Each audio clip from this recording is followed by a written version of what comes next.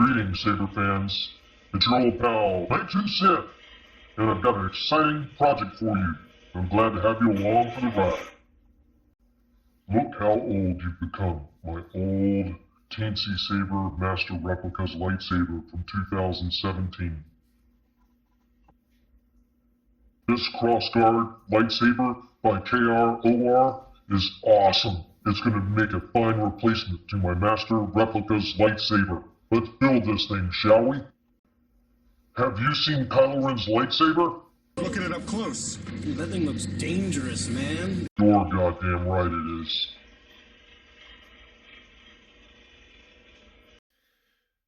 Greetings, Saber fans. It's your old pal Megtooth. Got a kind of a crazy build going on here for you. This is, kind of going to be historically me. This is an old BS conversion I did. This one actually has teensy Saber, and it's a Neopixel Saber, but this one has teensy Saber V4 in it. And this was like my first conversion that I ever did. Initially it was NEC, and then I changed it to teensy Saber. It has a 26650 battery in it. It's got a recharge port. It's got two switches here and here. And this is the crossguard that I use for trooping all these years. But it's time for an upgrade. Well, I need to be trooping with a Proffie saber. And I want to thank Cole Weathers. Cole Weathers got me this one to troop with. And this is a KROR Crossguard. This is going to be the total installation guide for this saber and weathering guide. So I'm going to film this whole thing. This could be an epic long video. But this is how I'm going to weather these. And both of these are going to be TFA. The one that Cole Weathers gave me is going to be my personal Kylo Crossguard that I troop with as Kylo Ren in the 501st Legion. And the second one will be for sale on my website. This is a long overdue project. And, I kind of want to get into it here. Both these sabers are going to have relatively simple chassis. Just a normal user replaceable 18650 chassis and proffieboard. Here's the saber. For those of y'all that don't know, and the engine and all that stuff's in here too.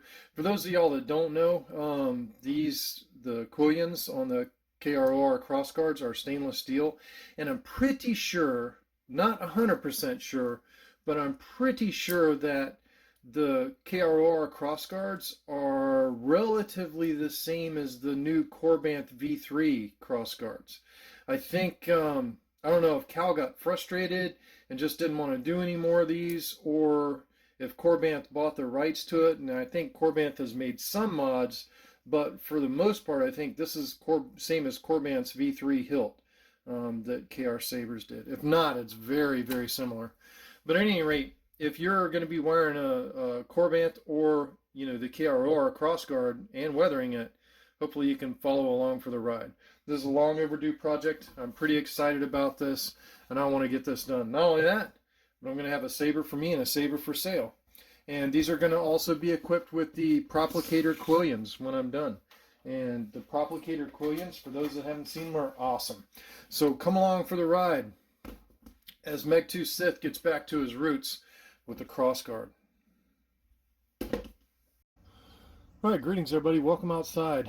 So these are our four Quillions from the Crossguards down here on this bench below me, and we're getting ready to heat stain these, and we're going to heat stain these with a butane torch. This is the torch that I use here. It's a benzomatic butane torch. It's pretty awesome. So like when you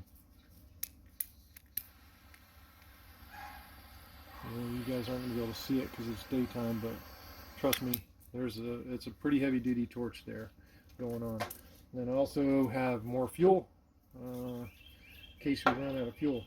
I've done this quite a few times before on my the Phoenix Prop Star Killers, and this is one of the greatest things about the Phoenix Prop Star Killers, and in my opinion these KROR Crossguards, is that they made these emitters out of stainless steel, so you can heat blue them. So I have heat blued these Star Killers. So where you get the most temperature is where you get the blue. That's where you get the blue, where you get the most temperature the longest. So basically, I heated this up on this outside edge until it was red hot on this outside edge, and that's where you get the bluing. So I brought reference photos on the Crossguard, and these reference photos come from the RPF, and these are actually the the maker, or the old master replicas props of the Kylo Saber. So you can see the bluing here is right near the edge. So we want our blue to be like right here, pretty much around this edge. So I'm going to be heat staining these to get red hot right there. Now you can't hang on to these with your hands because the whole thing's going to get red hot. And because these are two pieces, what I'm going to do is I'm going to heat stain them when they're together, but then I'm going to have to pull this piece out, and I'm going to have to continue to heat stain around at the same level because I'm not sure exactly where it's going to clock. So I'm going to go ahead and heat stain around here when they're together, so I get both pieces set up. But then I'm going to go ahead and continue the heat stain around on this one when they're apart. Now, you cannot set these down on plastic or wood when they're hot because remember, the metal is red hot. So I'm actually going to be setting them down on metal, and this plate here I've got is made of iron. All right, so I've got my reference photos, I've got my torch, and I've got my crossguard emitter. Here we go. This is going to be the first one. I'm going to hit it right here on this edge right here.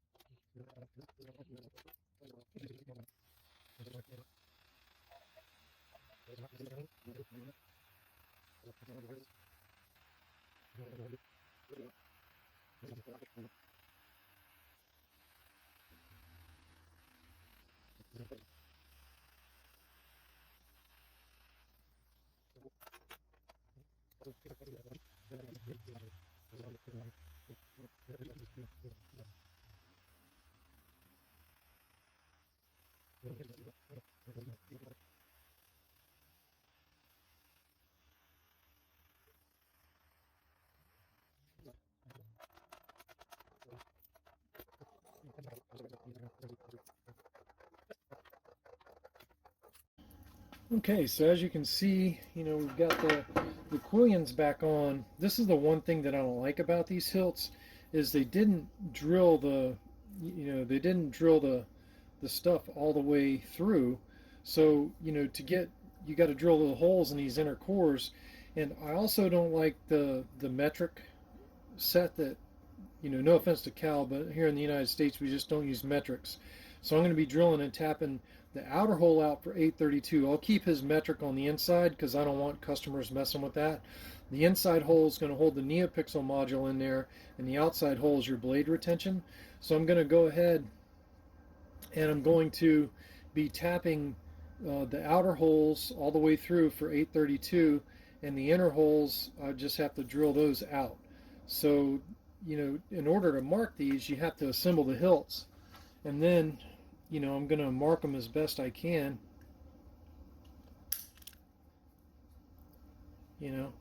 for the drilling and tapping.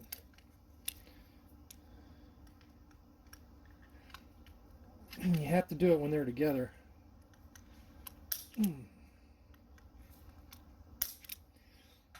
So you have to do it when they're assembled like this. They have to be fully assembled or you can't do this. So I had to reassemble them. So hopefully y'all can watch Cal's video to know how to assemble these. But I'm going to be, I'm marking these, and then I'm going to take them apart. And I'm going to drill the inside hole and the outside hole. And then I'm going to try tapping the inside hole on the inside and see how hard it is. And, make sure I'm not going to break a tap. Because if you break a tap on the outside, you're screwed. So I'm going to see how hard it is. Alright, so here you can, I don't know if you're going to be able to see my marks. There's actually two because I had to tighten it up a little bit. So actually this lower mark will be my mark. So I'm going to drill through on that lower mark with a smaller bit, and I think I'm using 7/64. So I'm going to drill through that with my 7/64, and then I'll take my 832 bit and drill through both of those. And then I'm going to try tapping this lower one with the 832 to see how hard tapping is going to be. So I'm going to change my drill bit. That's my 832 tapping bit. This is my smaller bit. That's the bitch about if your bit walks, your holes are going to be off. So might really have to wallow that one out. So what I'm going to do is now I got to come here and change to my actual tapping bit. This is my 832 bit. This is the bigger bit. And I think I'm going to wallow that hole out eventually. Well, let's see how hard it is to tap stainless. I've already oiled my tap, but I kind of wanted to feel what it was going to feel like to tap stainless, because mostly I tap aluminum, and aluminum's pretty easy. Actually, it actually tapped easier than aluminum. So that's good. This is the part that makes me nervous because you really don't want to break a tap in there.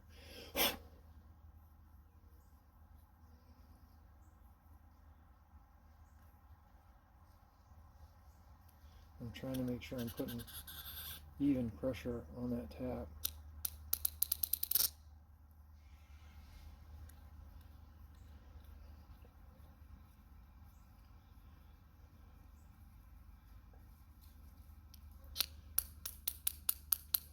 God, I'm so nervous with that clicking. Putting WD-40 in there.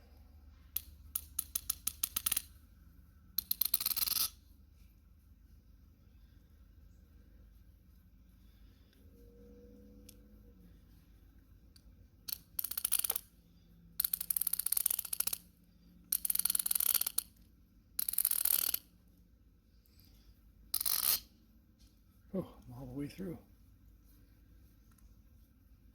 So there I'm tapped for 832, which is better for me for blade retention. Now I'm tapped for 832 on the outside hole, which is our blade retention hole. Yep. So both holes are clear. So this hole's tapped, and this hole's tapped on the outer sleeve, but not the inner sleeve. The inner sleeve is just a big hole that one, that metric Allen screw that Cal designed there is actually just going to sink down in through the hole and hold on to our Neopixel adapter that'll be sitting down in there. That's actually going to be the Neopixel adapter retention. We'll leave that metric so customers can't mess with that. And then this outer 832 hole is going to be for our blade retention. And I'll make sure that I pick out, a screw that can do just that. So now I've got to do that on all 4 Quillions, but you kind of get an idea of what we got to do there. I'm using Krylon metallic silver, and I've already been shaking it, and Lord, I need to clean up the leaves in my yard. But my engines, the front engines from KRORssguard, totally not painted.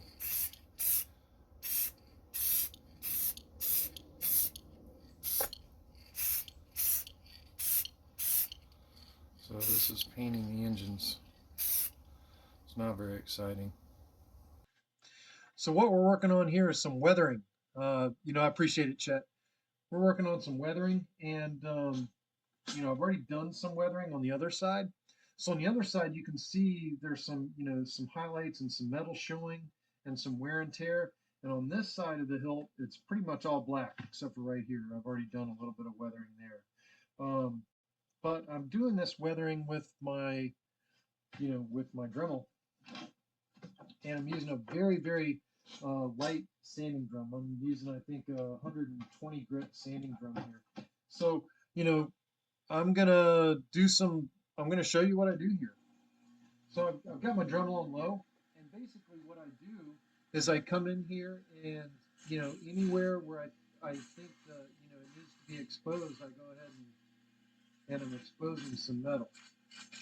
This is step 1. We're going to do more.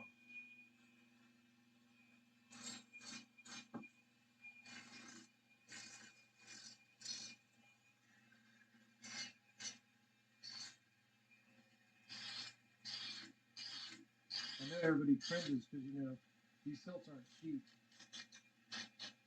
And they aren't cheap, y'all are right. But basically,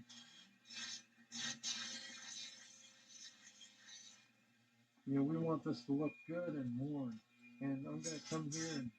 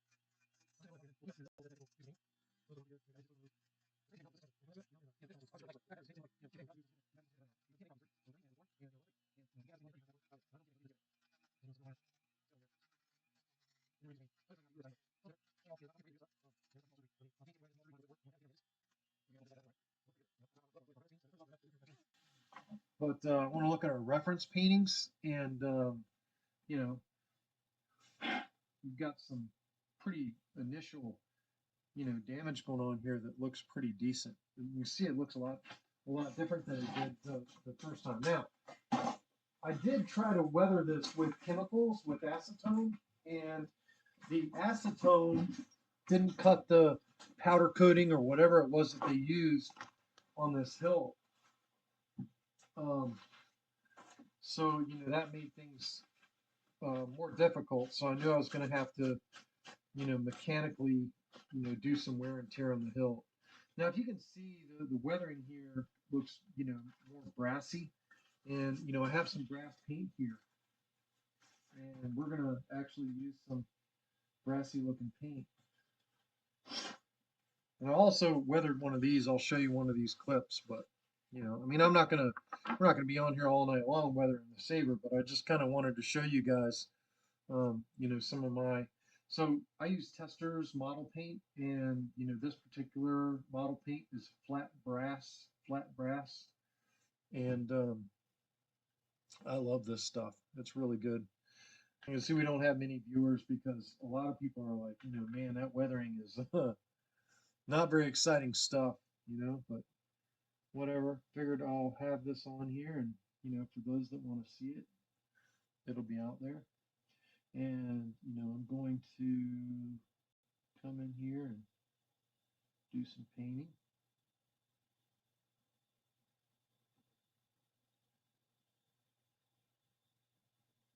To give that weathering some multi-dimension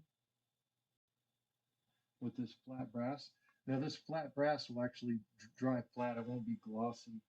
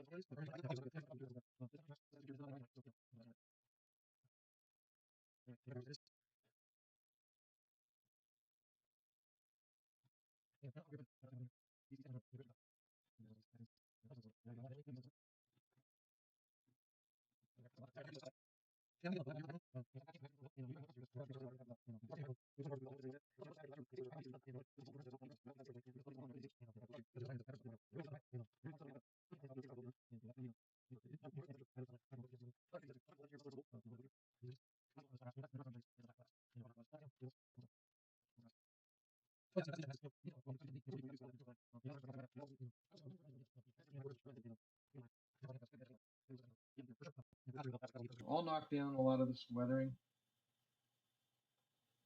with sandpaper. We'll knock it down quite a bit. Pretty happy with the way that's looking. I'm pretty happy with that. Plus you got the heat stained emitters. You know, that's awesome. I know that's not coming out with my lighting, but those are definitely heat blued emitters, and that's pretty awesome. So I'm going to set the hilt aside for right now, and you know, I don't want to get too much paint on there. And there's one little spot there I'm going to touch up. And of course, I'm going to go and I'm going to, you know, lighten some of that up with some sanding later.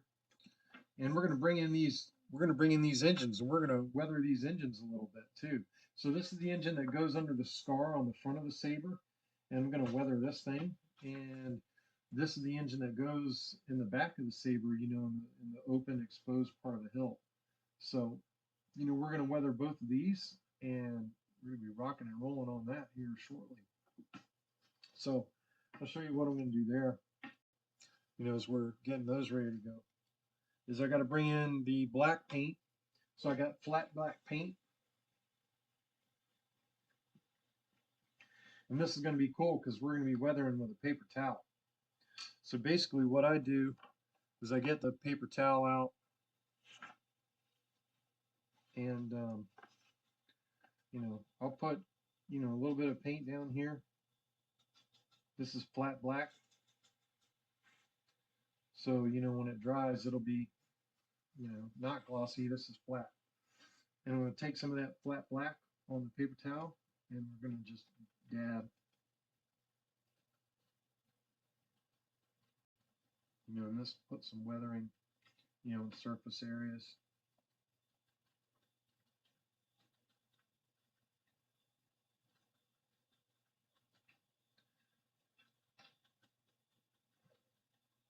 And really the area that's going to be seen on this is right here. This is what's going to be seen. This little section that I'm working on right here. Everything else isn't even seen, so, you know, there's no sense in working a whole lot on the rest of that because it's just not seen.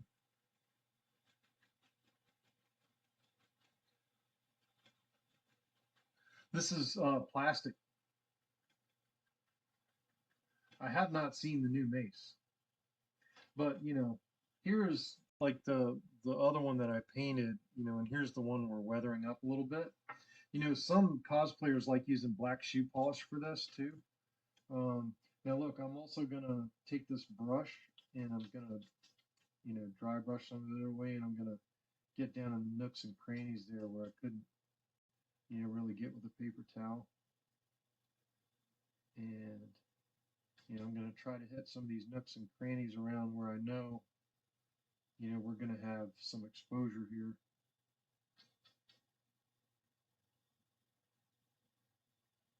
And that's the exposed part of the engine right here. And, you know, we're doing pretty good.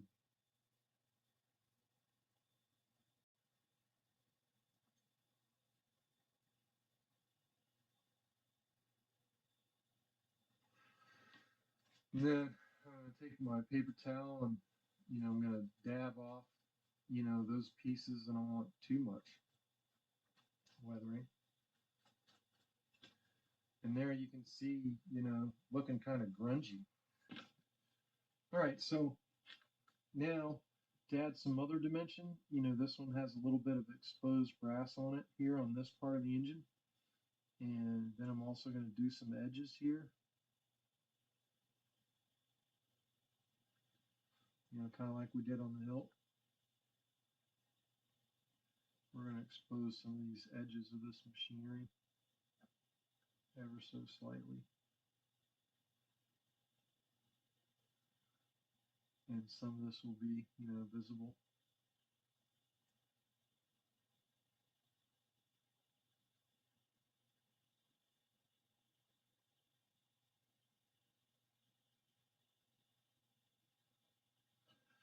You know, basically what's visible through the peak hole is right here. This is what's visible. So, you know, I'm just trying to do some highlights around what's visible in that engine.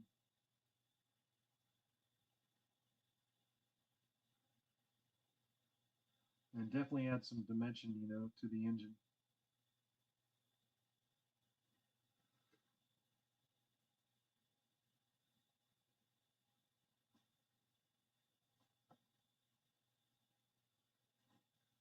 That's going to be kind of cool looking. Now, we need to do some black paint on the inner engine now. We're going to weather this inner engine some. And this is cool because, you know, once I get this weathering finalized on this hilt, you know, then I can start, you know, I can put the clear coat on there, and then I can start the process of, you know, installing it, getting ready for install. All right, so we're taking our black paint on the towel, and we're trying to cram it, you know, down in there.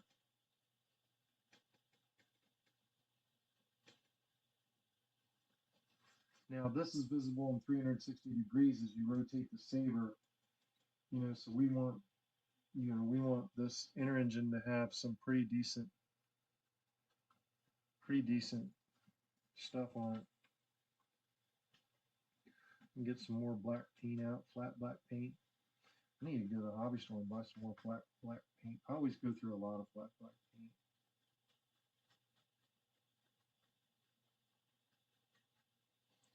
Yeah, you can see we're looking a lot better there.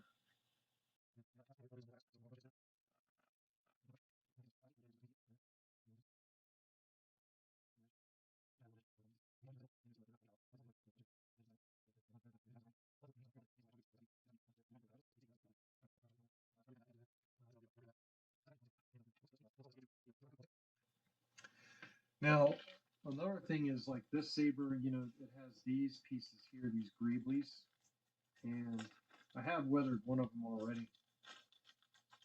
But I kind of want to show it here. This one, and let me get my black paint put away. And you know, these greeblies that go on the saber, you know, I've weathered them a little bit, like the paint scuffed off of them, just like TFA should be. You can see here, you know, and actually this one, I actually plan to be this one. This will go right next to the red wire. And I'm going to clean off my paintbrush.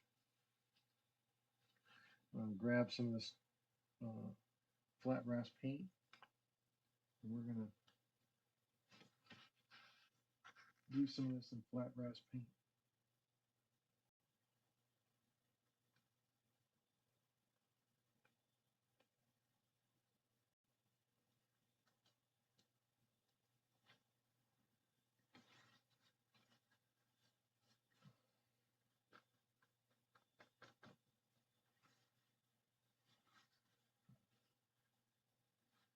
Dabbing it because I just want it to look kind of warm. So that's pretty cool. So that's basically some weathering on the Kylo Ren Crossguard. And yes, I will knock some of this weathering down. I'll bring it in and kind of show you some of this weathering on here. And you know, we will knock some of this down with some, you know, 1500 grit sandpaper. All right, greetings everyone. My camera didn't capture a lot of the weathering on this saber, but I wanted to kind of show some of the weathering, and you can see the photos down here below, you know, my reference photos that I used. Like, look at the saber clip and look at my saber clip. You know, I think I've come pretty close there. So the weathering, you know, I think, you know, in the heat bluing and all, I think I am pretty much done with the saber. So now, you know, I didn't show a lot of knocking the weathering down. I know, like I said I was going to, but, you know, I used various grit sandpaper, 2000 and, you know, 1500 grit sandpaper. And I also used a file, you know, to knock down, you know, some of the weathering that I put on to bring back some of the black in the hilt. I know it kind of looked extreme in my live video. All right, this is a quick addendum. This is the rear of the KR Sabers. This is the rear of the KR Sabers Crossguard kit. And you're going to have to do some modifications. As a matter of fact, I'm going to have to go down and do some more modifications, because what was happening was this nub, which sits out here in front of this is the speaker grill in the back of the Saber, but this nub that was sticking out, and then the nub that's in the front of this, you know, engine was sticking out, and it was touching the speaker.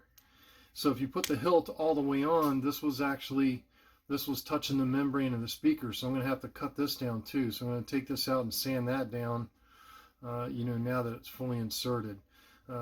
So I actually cut this nub off, and you can see that they put a retention screw hole in there, you know, I guess to hold in this, but, you know, E6000 works in there, and you can't have this sticking out because the chassis is so tight that when you put the rear of the hilt on, that this was touching the speaker. And the only way I could get the speaker to not, you know, was to back this thing out, and then that doesn't look right. So the only solution that I have to that, and this is using Gauss chassis, y'all. So the only solution I have is to cut all this down so it's not touching the speaker. And I'm using a base speaker. So this is an addendum on the build. And I'm having to do this after it's installed because I didn't know this was a problem until it was installed. So I had to take the whole back apart. And you know how that's done is kind of crazy because, you know, you have to take these star key screws out of here on the inside to remove the inside ring that holds in the pommel. I'm sorry, the outside ring that holds in the pommel. And then once you pull this off, then you can pull this assembly out, and then you got to cut this off. And then, you know, now I'm going to have to cut down the engine part that's sticking out. But, you know, I'll show you, like, you know, I had to have it backed that far out to keep it from touching the speaker, and it didn't look right. So now, you know, I'm hoping that, well, we're going to see, because I'm going to test it. Now, for this Saber, I'm just using this simple Goth designs from the Saber Armory. This is just an eco chassis for the proffieboard, and you know, very, very simple chassis, nothing complex in this going on. It does have a switch in the side. The proffieboard mounts here, your battery mounts here, and you have battery tabs. And I am going to put a battery pull because it's kind of hard to get the battery out of there. So I am going to mount a battery pull in here so we can get the, you know, the battery out of there. That's just something that I think is good practice to make sure that we can get that battery out of there. All right, I think I'm going to mount my battery pull tab about right here. And this is, you know, there's only two areas in a lightsaber that I use hot glue. You guys see where I've done it on the speaker for my wires. It's just, you know, a strain relief. And here I do it for my battery pull tab.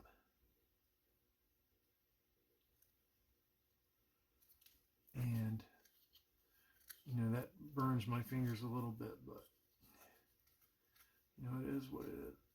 And then what I'm going to do is come in here and, you know,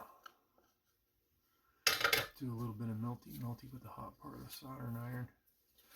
And then I'll cut this to length, but here I'll show you how this is going to work. Let me grab a battery really quick. So the, you know, the 18650 battery is going to sit down in there like that. And this pull tab allows us to, you know, to get the battery out of there. These batteries are really tight in this chassis.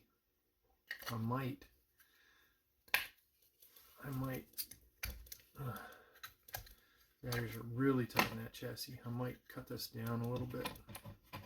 Those tabs are a little bit tight. Yeah, just some quick adjustment on those tabs, which were a little bit deep on this chassis, and you know, it makes the battery a lot easier to get in and out of there. So once I have this, you know, this tab, you know, now I'm going to need to cut it. So I'm going to take my scissors and I'm going to cut it where we, you know, have enough to grab it. And then I'm going to take it, my soldering iron, and just melt it. So, you know, because I'm using vinyl ribbon here, and I'm just going to melt the end to seal it. And then there we have our shortened tab release. It'll fold in and the chassis will go right in. So that's step number 1 of our chassis solution. Now step number 2, we need to get the battery tab soldered up. So I'm going to put the hot goo away because we won't need it anymore. At least not right now. And we'll show you what we do with these battery tabs. So I'm going to get out my file. See, you guys are still there. Still getting the hot glue strings all over me. This tab, which we're going to make the positive tab, goes in the front of the chassis here. So I know I'm going to have to solder 2 wires on this. I know I need a 22 gauge, which is going to go to our Neopixels, but I also need a 26 gauge, which is going to run out here to our switch. And the 26 gauge will come off the switch and then come in here and feed the proffieboard positive. So I know I'm going to need 2 wires. I'm going to go ahead and I'm going to rough up this tab. And what I'm going to try to do is solder both of those wires onto that tab.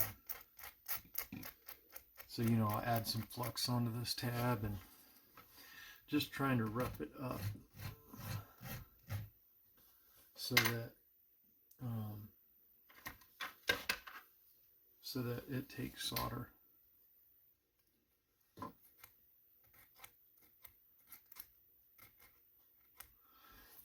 You know, the more scratches you have on the surface, the better off it is. So I'm going to open up our can of flux, and we're going to come in here with the flux, and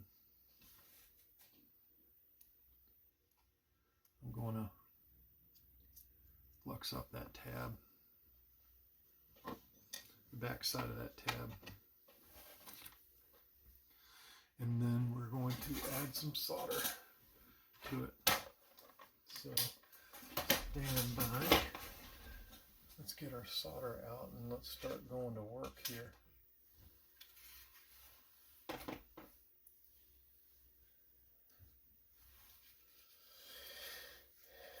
I use very thin gauge solder. I'll let you guys see how big it is.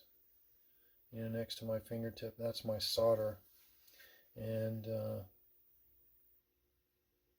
that's what I use there. You can see it's 6337.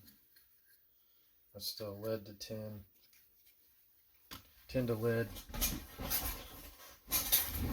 I don't use silver solder. I know that upsets some people, but I'm going to add some solder here. I know you guys aren't zoomed in, but you know, I'm adding some solder to our battery, our positive battery tab there. And then I'm going to put our positive battery tab. Actually, I wonder if this is a good opportunity to try our new helping hands, which, you know, I got the idea for these helping hands from Albert Flores at Smuggler's Outpost. And what we're going to do here is I'm going to take a 22 gauge wire, and this is 22 gauge, and let's see if that's going to reach out through there.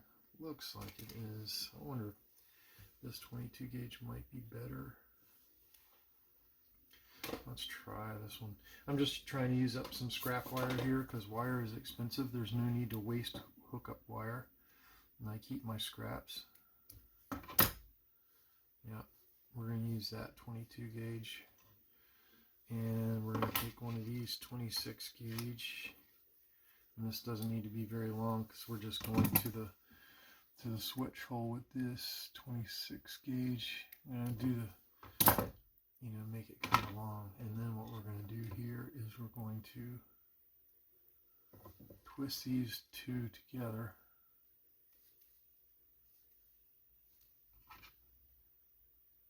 Just like that. I'll take my needle nose because they do have some teeth on them. My needle nose have teeth on the inside of them. so they work really good for grabbing that wire and twisting it. And now I'm going to dip this wire in flux, and we're going to pre-tin this sucker.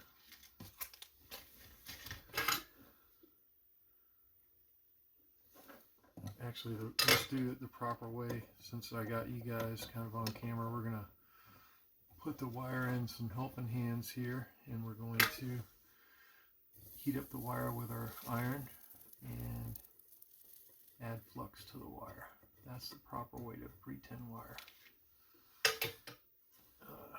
Heating your object and then bringing flux to it. So now I'm going to bring in my little helping hand here, and this is where this magnetic stuff comes in handy. And let's rock and roll on this battery tab, shall we?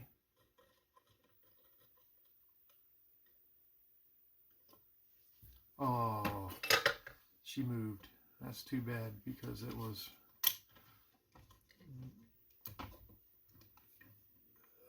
dead on the money. It was looking really good. I was really happy with it till it moved. Here we go. Come on, Omnifixos, don't let me down. Looky there. So the Omnifixos work good.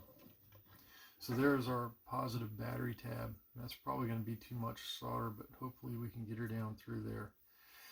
The 26 gauge wire, this smaller wire here, is going to come out the switch hole to mount to our switch, and the 22 gauge wire is going to come out here to go meet with our main blade. So I'm going to feed those wires into the chassis. That's where the hemostats come in handy. I can see the wire, so I got it seated down in there. Now what I'm going to do is I think I'm going to take some E6000 and I'm going to glue that on there, because there's really, the way this chassis is made, there's really no way for that to secure. And you know, I'll put some E6000 on the back of here, and that should set it, because you know, I want my 22 gauge wire feeding out through this center passage where it's going to meet with our 22 gauge Neopixel wire. And then our 26 gauge wire I need to feed out of this hole. And that's going to be hard. But I think what I'm going to do is I'm going to feed this wire into here. And we're going to do some of that stuff I've showed you in one of my last videos, which is we're going to make a snake. And it's going to be awesome. So, and actually I'm going to pull another 26 gauge wire into there while we're at it. So I'm making a little solder snake here, which you guys will see how that works in just a second. So this is our 26 gauge wire that's going to feed the Proffie positive, and I'm going to strip some of it to attach to our snake. This is our 26 gauge wire that's coming off the battery tab that's going to our switch to feed our switch positive, which this is our switch right here that we're going to be using. And this black wire is just nothing more than a wire that I'm using as a snake to snake my wires through here. And here's what we're going to do. We're going to twist all these together and solder them, and then we're going to pull them out through our hole. You know, some of these chassis are more difficult than others to feed all this through, and this chassis certainly is difficult. The way this switch hole is laid out, it's not that easy to get to. It's hard to get tools in there, but you can snake a wire through there and then pull everything back through, which is what we're going to do. So let's find our flux here, and put a little bit of flux on there, and we're going to rock and roll here. This is a temporary tack, y'all. This is not. This is just for snaking our wire here into the hilt. So remember I said this is our snake, the black wire here that I initially rounded down and through there. And I'm going to bend that backwards like that. And I'm going to pull our snake through, and hopefully our wires will come out. Just like that. So that's what we wanted, right? So now that we got our 2 red wires out of there, I'm going to go ahead and cut the snake. I'm going to cut the snake. So I'm going to cut the snake off right there, leaving us the maximum amount of wires possible. Now, what that leaves us here is this red wire here, which is down inside the chassis, which I'm going to get in on my hemostats and pull it out. This is the red wire that's going to come off the switch and feed our proffieboard positive. And so I want to make sure that, you know, we don't lose too much of that wire. I'm going to clip it up there and make sure that it doesn't fall in. Alright, so now here's our switch. This is a switch that's just going to kill power to the proffieboard, and these switches have 3 legs. So basically, let me get something to point with here. How about this white wire? We use this white wire, and then we'll break up this seam.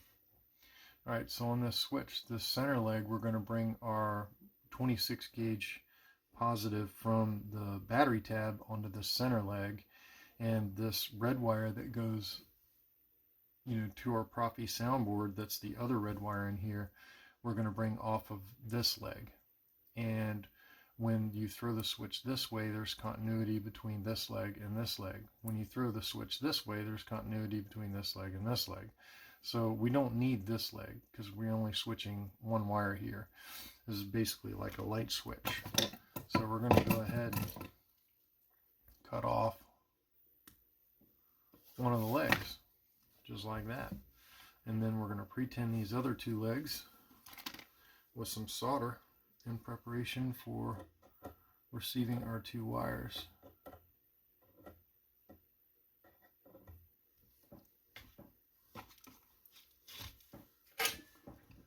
And once I get this pre-tinned, I'm going to change seams.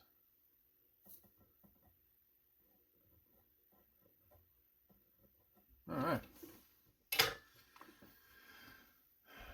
Our switch is pre-tinned and ready to rock and roll.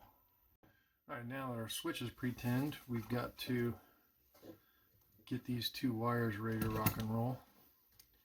So this is 26, and I'm going to strip it. Actually, it might be 22, but yeah, I think that other one was 22. That's okay. It won't hurt anything. I'm going to go ahead and twist these wires, and then we're going to dip them.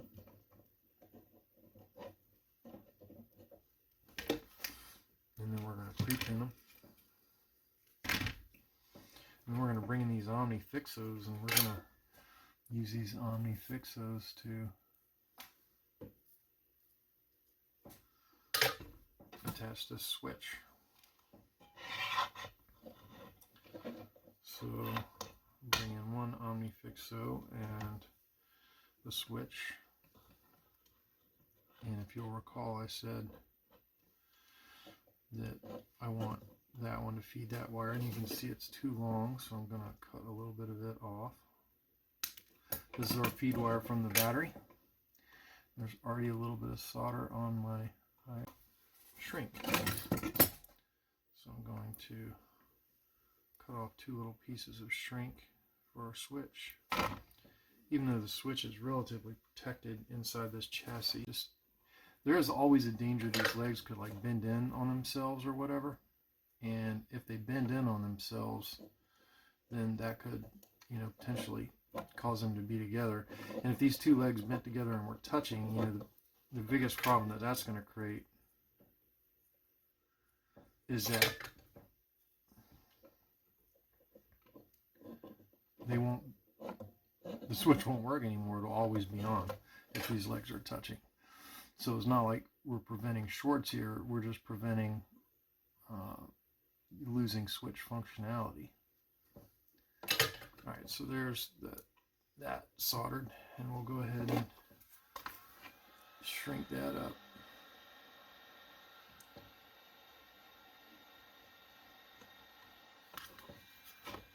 And then we'll be ready for our next wire, which we're going to put our shrink on the next wire. And then we're going to cut a little bit off of that because we don't need all that wire. And we're going to go ahead and solder it to the switch, just like that. And I'll bring up the shrink wrap on that one and solder it in, shrink wrap it in. Now how this switch will work is when it's switched this way up, you know, that's when we have continuity, that's when it's on. So what I'm going to do is I'm going to make sure that we put it in this way, because that's, I want it on, I want it switching up toward the proffieboard. And then we're going to have to seat this sucker down in there where it's not, you know, where it's not going to interfere with the chassis, but we don't want it so deep that we can't, you know, actuate the switch. So that's about how deep we want it. So now we're going to get out our E6000. And we're going to E6000 the switch.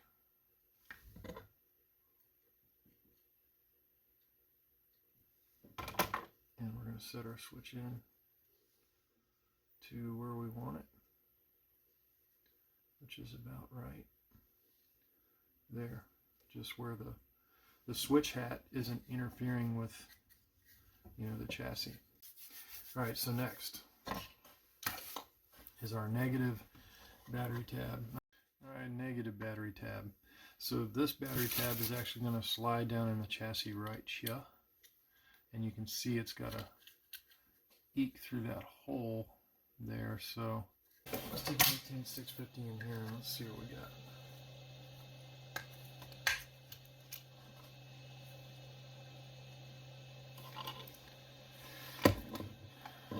Let's measure and see what we got. See if we got contact with the battery.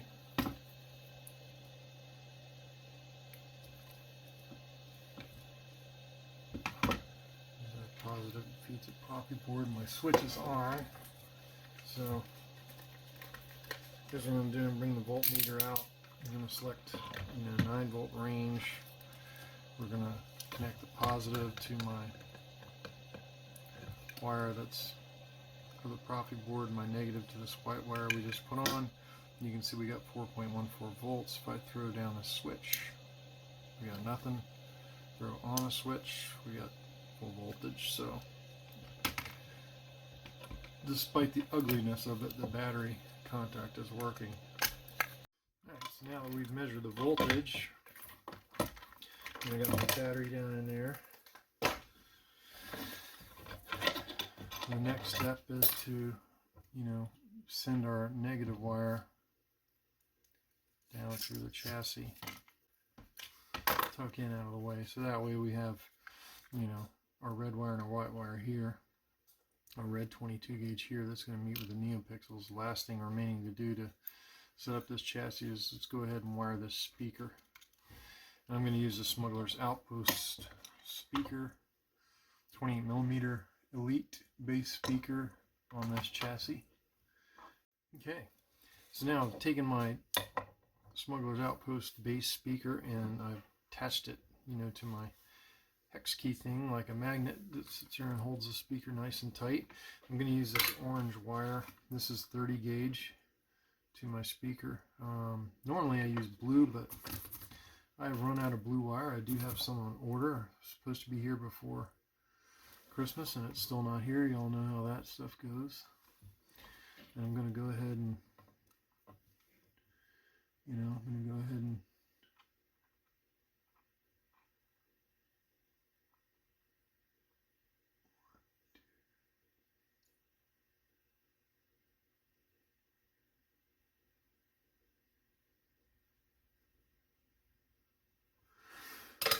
solder the first wire on there. Then we'll flip her over. We'll solder the second wire on there. I'm not using any heat shrink on these connections because they're going to be inside a plastic chassis and there's no other wires where these connections are, so it's already surrounded by plastic. I think heat shrink is a little ridiculous at that point.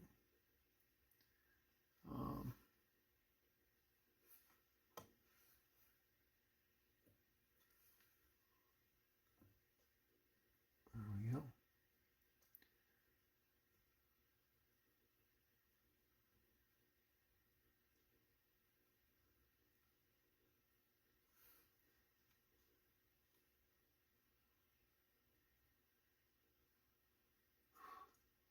You don't leave the soldering iron on these for too long because they're going to mess up the glue on the speaker. Now we're going to take these wires and we're going to twist them. And I might have to use a snake to get these wires into the chassis because they're skinny and they may not want to feed into the chassis, but they might.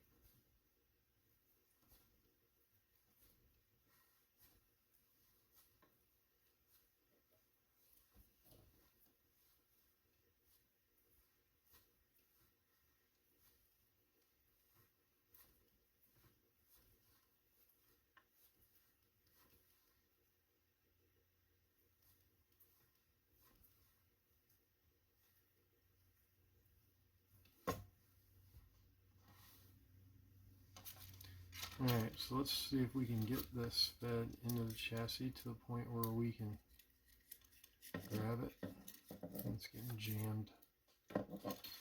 Yep, the hell with that. I'm not even going to attempt that. So I think what I'm going to do is I'm going to go ahead and just run a larger gauge wire down through the chassis. And it came out the end. And I'm going to grab my hemostats. I'm going to grab that wire.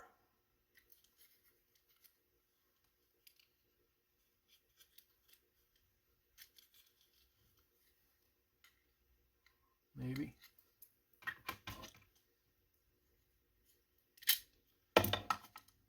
Just like that. This is going to be my snake. Y'all have seen me do this before. About to see me do it again. I don't... when I can't get a wire through on the first try, that's it, I'm done. I'm going to use a snake because the snake's just so much easier. We'll just snake these puppies on through the chassis. Sometimes these small wires, they just don't want to go. They just don't want to run through the chassis because they're just so tiny. And so here's what we're going to do. We're going to take these wires, we're going to twist these together. We're going to add them onto our snake. We're going to twist them in with our needle nose.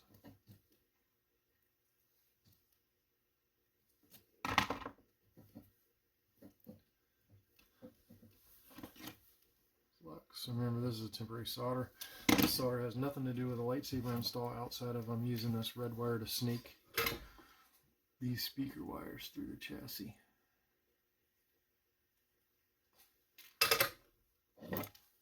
So this is our snake wire. I'm going to pull on it, and out pops our speaker wires. It's a beautiful thing. Now I'm going to disconnect, that solder, maybe. Or we can just cut it. We have plenty of wire sticking out through there. And that's all we need from our snake. A little bit of E6000 around the inside of the speaker wheel, not a whole lot, just enough to hold the speaker in there. There we go. Got the speaker to seat. And, you know, I just put that on there so I didn't lose my speaker wires.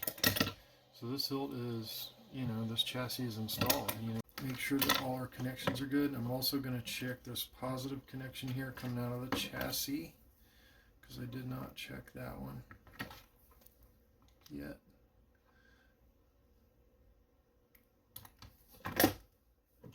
Okay. So we should have battery voltage when I connect to that positive and this negative. You see we do 4.13. We do have voltage there. I don't know how did that get all out of kilter. 4.13.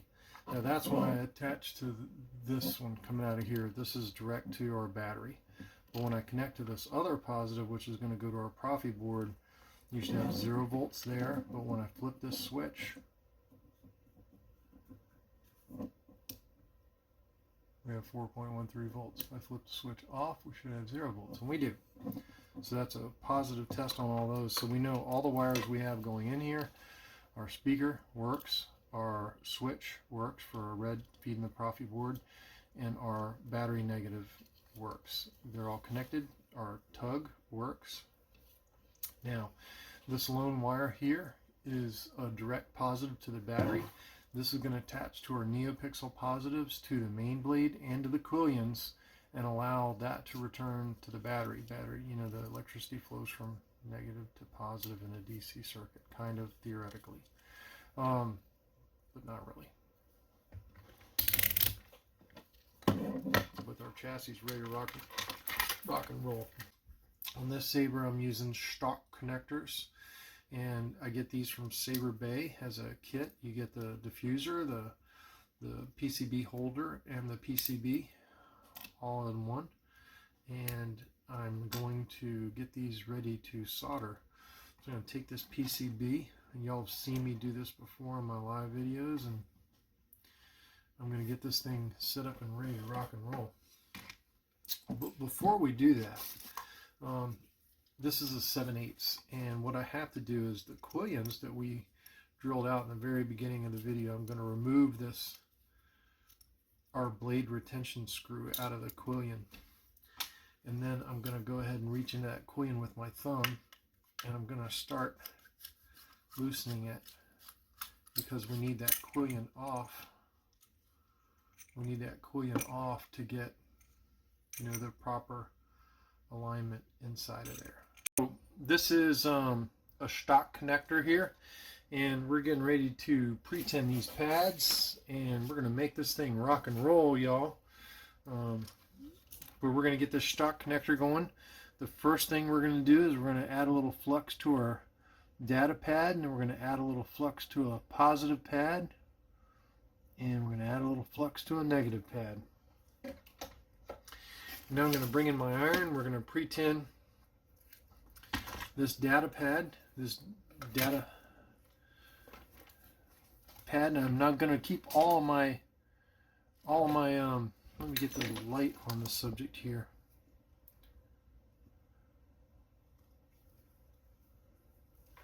I'm going to keep all my resistors on board.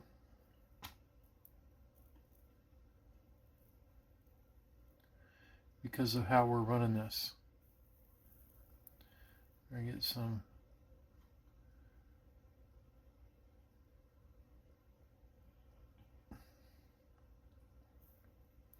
we'll go ahead and get some new solder on this negative ring.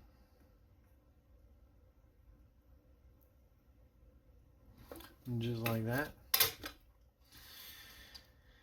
And now I'm using 30 gauge for data. I'm using brown on this end. I'm going to bring this in. Y'all are going to ready to see it on the scope. And we'll bring it in here and bloop it just like that. That's a good joint. Hopefully you all saw that. Next is we're going to bring in our positive, our red, which is a 22 gauge. Strip just a very little bit of it. Dipping it into the flux off camera. And bring it in here in camera, and we'll pre-tin it on camera. And I'm going to get a little bit more solder on my iron, and we'll come in and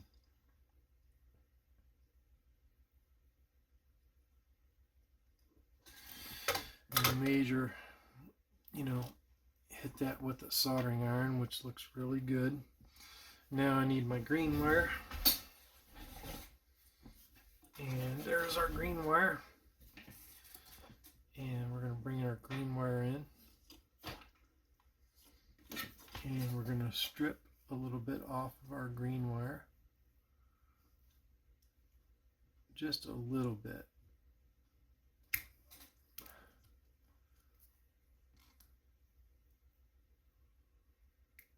About right there. You can see just not very much is stripped.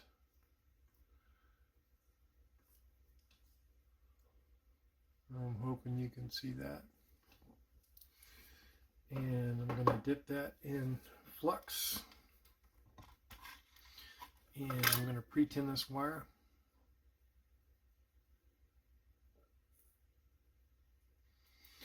And I'm going to bring this in on a negative pad.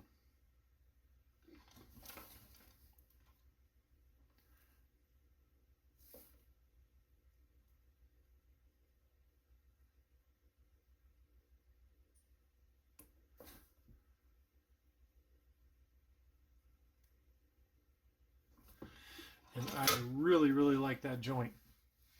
That really came out really good. So let me zoom you guys out. You guys are zoomed in on my OmniFixo there. So that's a pretty sweet setup there. So now what we're going to do is we're going to bend all these wires kind of out of the way. And we're going to put this sucker in its holder. And how we do that is we get all these wires together and we send it down through its holder just like that.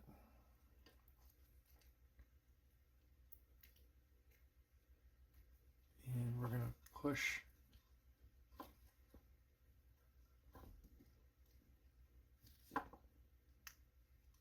her home.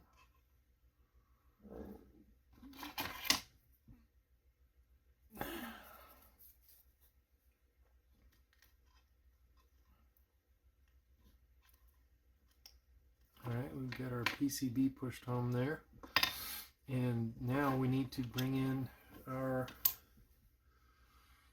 little lens, but before we bring in the lens, I'm going to get some E6000. And I'm going to take our little buddy here, and I'm just going to put a little E6000 there, a little E6000 there, and a little E6000 there. Very little E6000. Drips. You know, very little drips of it. And we're using that to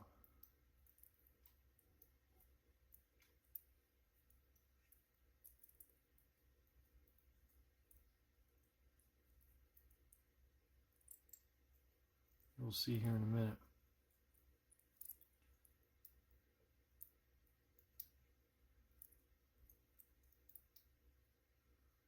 No. There we go. So the pins are poking through there, and we're pushing our 7/8 connector on, making sure there's no E6000 sticking out there. And then now let's go ahead and we're going to put this down through the Saber. Okay, so I have my, connector here in the Quillion, and I've fed my wires down in through there. And what I'm going to do is I'm going to turn this opposite way. We're going to be tightening it so the twist gets opposite. And then I'm going to bring, when the twist is opposite, then I'm going to try to start threading this Quillion on.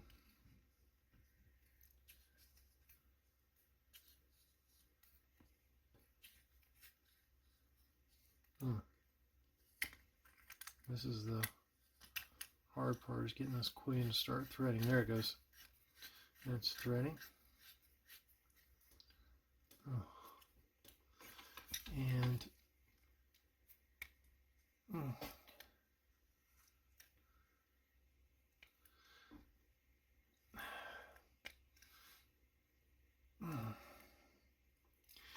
it's threaded. Now we're going to try to get our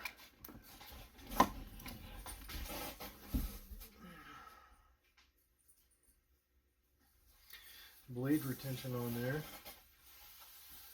Stand by. Okay, so now we're going to try to get our blade retention screw inside the Quillion. And we got our blade retention screw in. Now we're going to put our Neopixel module retention screw in, which is this small metric one that I left metric in the beginning of the video.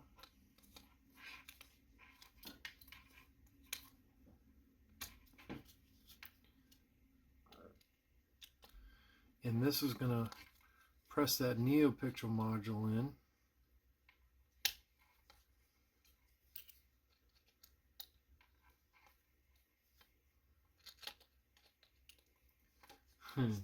I can only tighten this a couple of turns. This is the metric one. This is why I'm leaving this one metric, because I figure the customers won't be able to screw around with that and mess around with my Neopixel hilt adapter.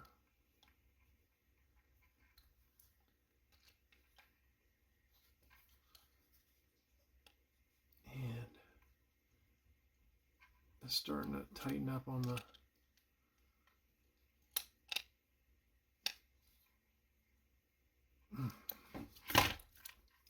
and that Quillion is tight, and that Quillion is tight.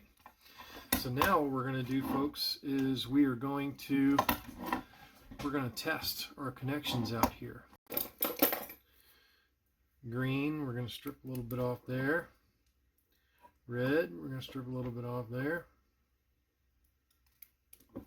And our brown, which is our data on this Quillion, which we just ran, we're going to strip a little bit off of there. And we're going to roll these in a little bit of flux. There's some flux on the green. There's some flux on the red. And there's some flux on the brown. And now we're going to take those wires and we're going to pre-tin them. We're going to pre-tin these wires so we're ready to rock and roll here. Okay.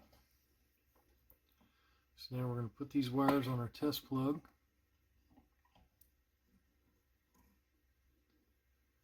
Like that. Our data, which hooks to the green wire in the middle, we're going to do that one.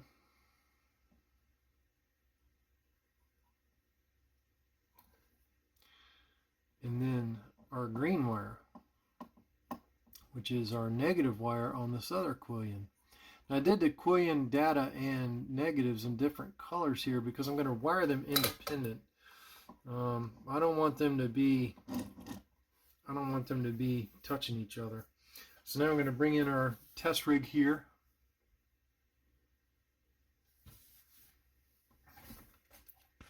Okay. So we're going to hook up my test rig. It's a Prism, on an AT, basically an MHS V6 chassis with a bass speaker. We're going to plug it into our plug that we've soldered onto our wires. And a boot. Moment of truth again. There we go. Success, Mondo, success. Let's pop a blade in there really quick. So I'm going to take a 7/8 inch whole blade.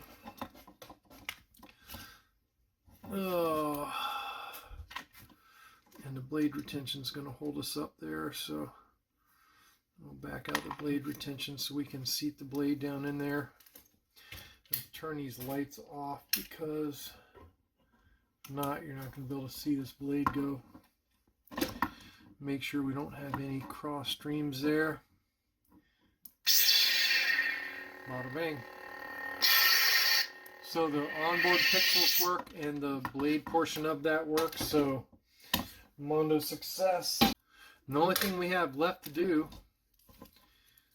as far as the blades are, we got to get the main Neopixel adapter down in there, which that's going to be a 1-inch jobber. So we're going to solder this one up. I'm not going to show that, but I will show going ahead and getting this one seated. And you know, probably what I'm going to do is just put some E6000 down there in the seat and, you know, drop this bad boy in there, and then off we'll go. Okay, so we've got the main blade. I've got the main blade stock connector wired up, and it's going to be black, red, and purple. And what we're going to do is we're going to stick these wires down through there. That's going to be crazy because you're not going to want to go through there. I'm going to pull them out with my hemostats.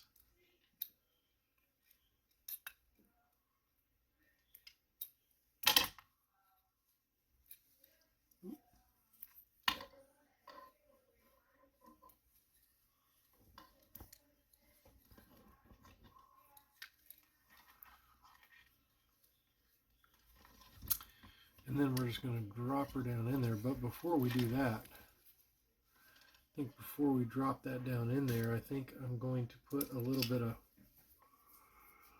E6000 down in there. I've looked where this goes, and it's where it's going to seat.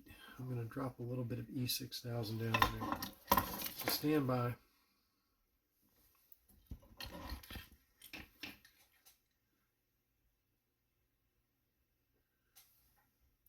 Now I'm not talking a lot. I'm talking about a little bit, very, very little bit.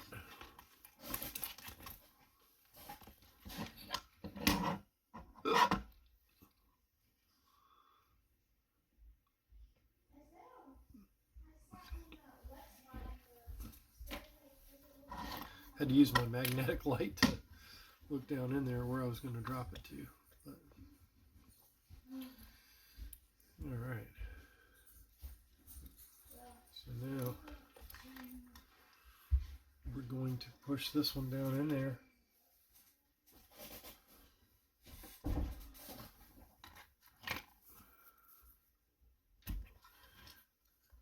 Into the hot goo. And it seats really good down in there. Hopefully you guys can see it. And we're talking about red, black, and purple. Red, black, and purple. These twisted ones here. These twisted ones here. They're going to be to our main Neopixel adapter there. So I'm going to put a Neopixel plug in my helping hands and come in here. Hopefully you guys can see that.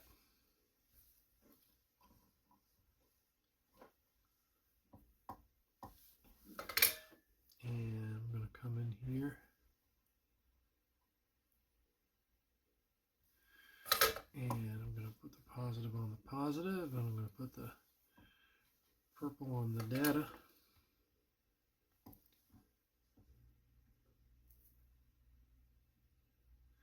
Just like that.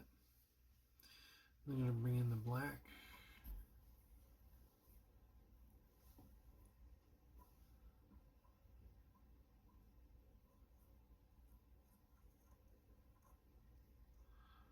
just like that. And so now that's solid. So I'm going to bring in my test rig. Again, y'all have seen my test rig. And I've got a negative Neopixel plug on my test rig, so I'm going to hook on my test rig onto this and make sure my wires are separated here. And I'm going to boot this baby up. Hopefully we have business. Oh yeah.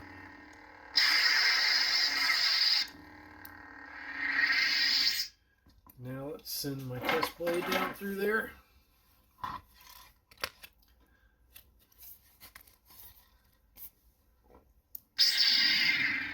And we've got business there. I'll turn all these lights off so you guys can see that my test blade's lighting up.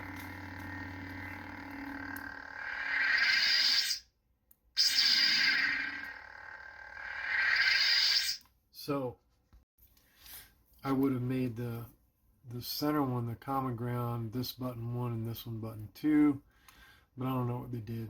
So we got to whip out the multimeter and test.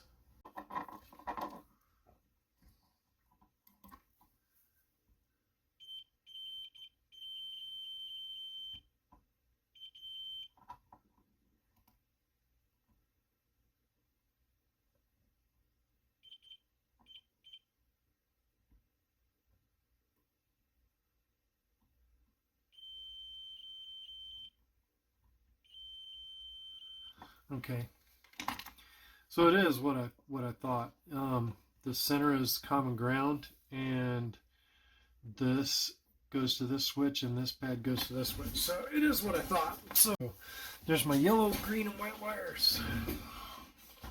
So this is the forward switch. So what I'm going to do is I'm going to put my green wire on that forward switch. And our hole is down there, so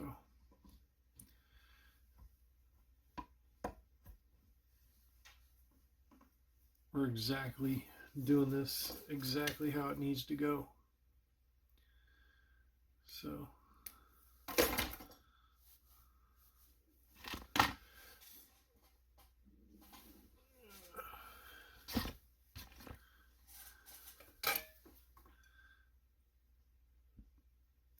I'm pre-tinning my wire right now. I'm going to bring her in there. This is my main switch wire. Bloop. Main switch wire done. Now we're going to do our common ground, which is white. I'm going to go ahead and strip this cat daddy. This is 30 gauge. By the way, I'm using 30 gauge for my switches here. Easy to get 30 gauge where I need it. Just going to pre-tin our 30 gauge wire here off camera. Y'all aren't going to be able to see this, but you know, you've seen it before. Common ground.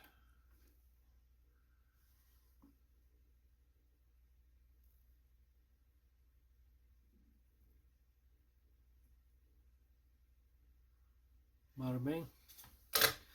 And then lastly is our yellow wire, which is our aux switch.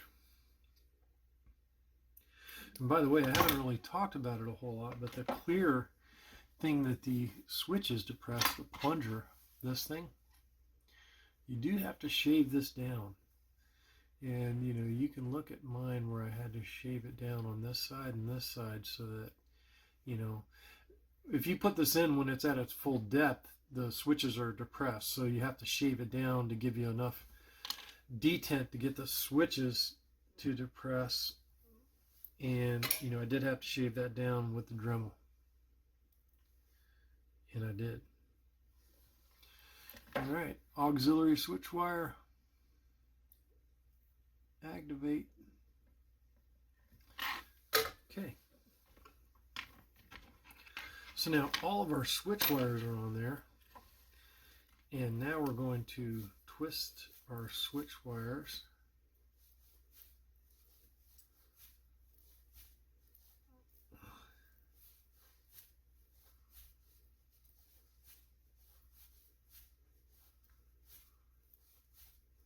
My goal tonight, by the way, I'm twisting our switch wires. So my goal tonight is to get the saber head at least back together, and maybe the wires routed into the chassis. And how I figure I'm going to have to do a positive merge. I'm going to have to do a positive merge where the chassis goes into this engine. But we've got to get the upper saber reassembled first before we can begin any of that nonsense. So these wires, they're going to go into our engine just like that. And then I'm going to go down in there with our hemostats, and I'm going to yank that bundle on through there. And there you can see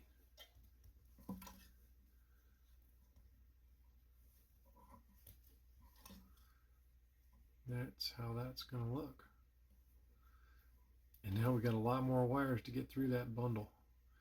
We got a lot more wires to get through that hole. But that's how we're going to get through there. And actually they need to go the other way.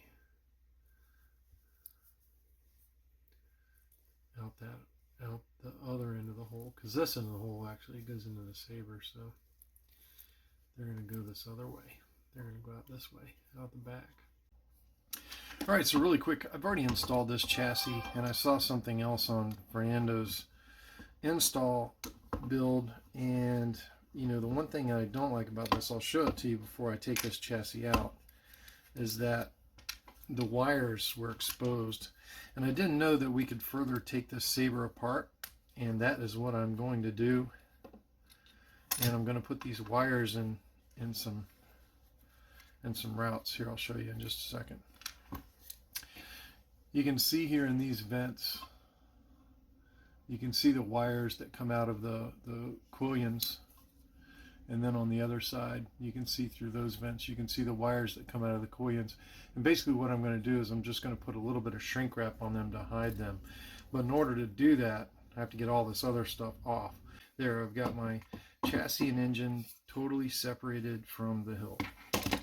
So now there's 2 Phillips head screws down inside of here, and I'm going to go ahead and take them out.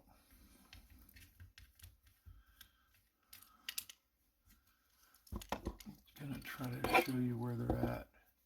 And there you can see them down in there. And those 2 Phillips head screws, which let me catch them and put them on my magnet so I don't lose them. Those 2 Phillips head screws hold on this greebly right here. That's that greebly. Those 2 Phillips head screws hold on this greebly. So I'm going to remove that greebly. And underneath that greebly we have 2 more Phillips head screws which hold on this outer engine. I wish I'd have known this before I installed it, because this makes the wire routing a lot neater and a lot easier. And I'm going to take those screws out, and I'm going to put those on our magnet over there, and then that whole outer shroud comes off. This really makes life easier. So now what I can do is I can come back to, you know, our wires here, and just where they were showing in this engine, you know, the engine was on here like this, and I know that it was just a little bit of those that were showing.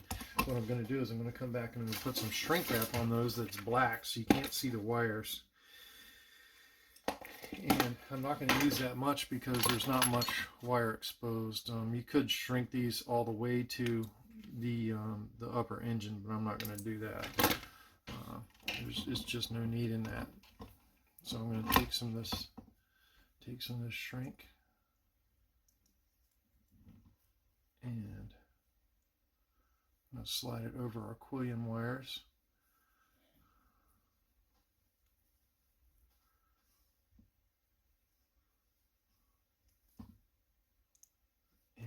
positive. And then I'm going to slide that shrink to where those Quillion wires come out of that engine. Now where they come out of that engine, that's where they were exposed. You know, you could see the wires through the vents on the engine. And now I'm just going to shrink that bundle. And that just makes, you know, where you can see through those vents, you won't be able to see these wires because they'll be shielded in this black shrink. It's just a neater way to do it. I saw it on Fernando's assemble video or assemble thread on TRA, and I just wanted to go back and clean this up a little bit, because the fact that you could see those wires coming out of the Quillion kind of bothered me. And you know, I should have read the instructions further about how this KROR came apart, because I would have done this initially. But at any rate, you know, I just tried to install it with it broken down normally without taking it further apart. But you know, now that I've done this, it's fine. So there, now we've got those shrink wrapped. Both those are shrink wrapped. And now we can reassemble the upper engine again. It's just that simple. That also makes the wire routing a lot simpler. You can get to these screws a lot simpler. It just makes everything go a lot easier. Here's our upper engine. And we know that, you know, that these two screws here are what we have to get to line up. So we want to take our mess of wires and get them all through here as best we can. And I think what you're going to see is now that you cannot see those wires coming out of the Quillion. They're more, you know, they're wrapped, they're bundled, so you can't see where they come out of the Quillion. So it's much, much better. Now, routing these back into the engine is going to be hard. So I need to separate out our Quillion wires from our main blades, and the main blades are going to go into the engine first. And voila, we're through. But now I got to straighten out all these wires to make sure that we're not getting tangled. And slowly we're going to feed our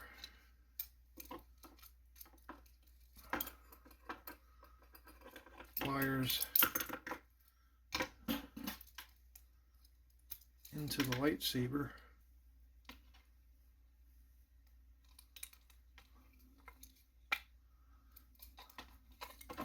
Alright, so now we've got all our wires fed back in through there, and we're pushing on our chassis where it's supposed to be.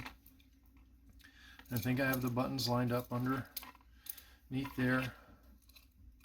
Now, we've got to get our switch retainer in through all this mess.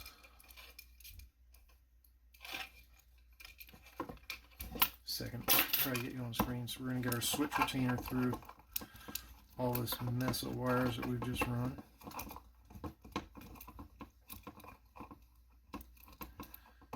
And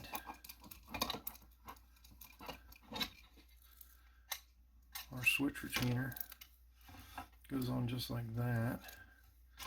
And then we have to get it lined up to our holes. And that's when we put in our screws here on the side. We get it lined up right there. And so now that hex screw goes in there, and I'm going to tighten this one all the way. These are important because where they tighten, that's where your J-lock, you know, goes on to. So we're going to tighten these in. And then we're going to clean up all our wires so we can get our bottom on and make sure that all that's lined up, and we're going to test our button function. And then we're ready to install the Proffie.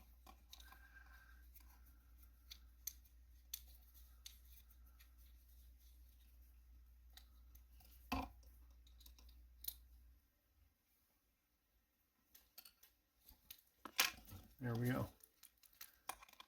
And button function.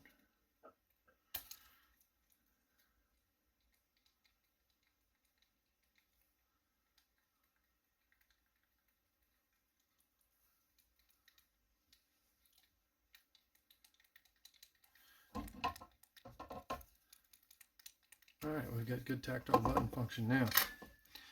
We're going to desolder all this mess.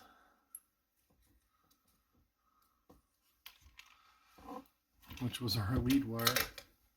And we're going to go ahead and snip our main blade wires. We're going to snip all of our Quillion wires. And now, what we can do is we can, that should be my positive battery, and then these three are my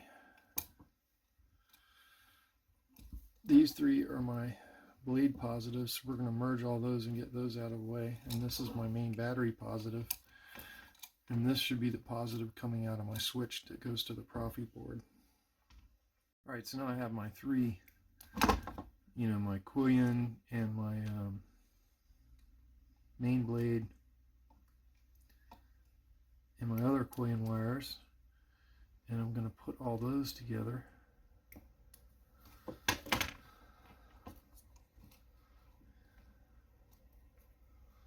Got them all stripped, and now we're going to twist all those together. These are just my main blade positives and my Quillion positives. That's all this is in this wire bundle. And the reason I'm doing this is because these all have a direct return to the battery.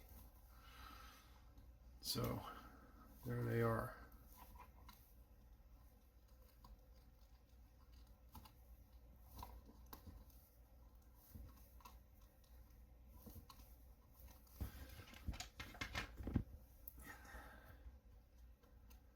A little bit of flux on those.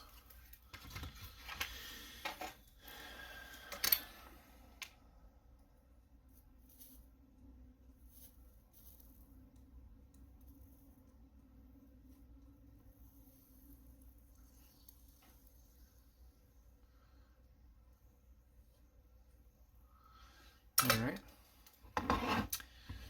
so there are those, there's that bundle, and then I'm pretty sure we're going to check with a multimeter, but pretty sure that this red wire is direct to my battery, so we're going to find out right now. And how we're going to do that, we're going to turn our switch off, we're going to probe the positive battery contact and this wire, and we should have continuity. Stand by. And we do. So I know that's our direct battery positive.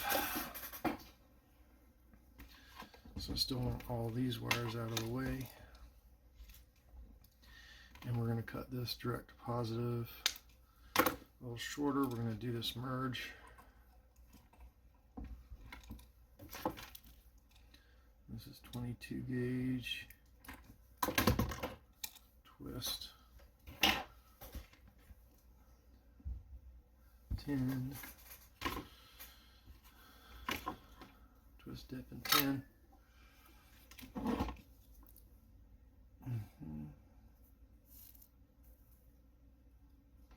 Just like that. And then we're going to all this stuff out of the way, and we're going to solder, and we'll be ready to install. You're going to need some shrink. We'll put a little and a bigger one. So we'll put the big one on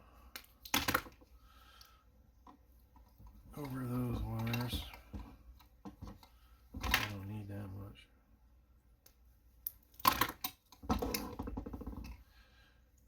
Big piece of shrink over those wires. We'll put it down a little bit further. And put a little piece of shrink over our main battery feed. And then we'll bend that over like that. And I'm going to bend that over like that, and we're going to Get some solder on our iron.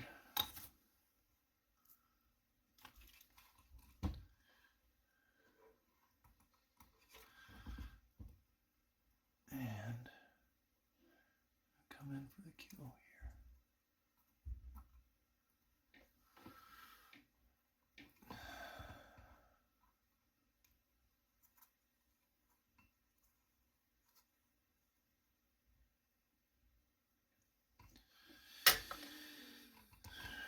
I'm going to slide it with this little piece of heat shrink. We'll try to get it over the joint as much as we can.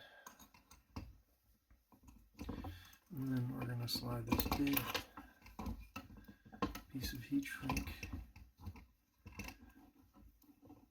over that little one here in a second. Let's go ahead and shrink this up.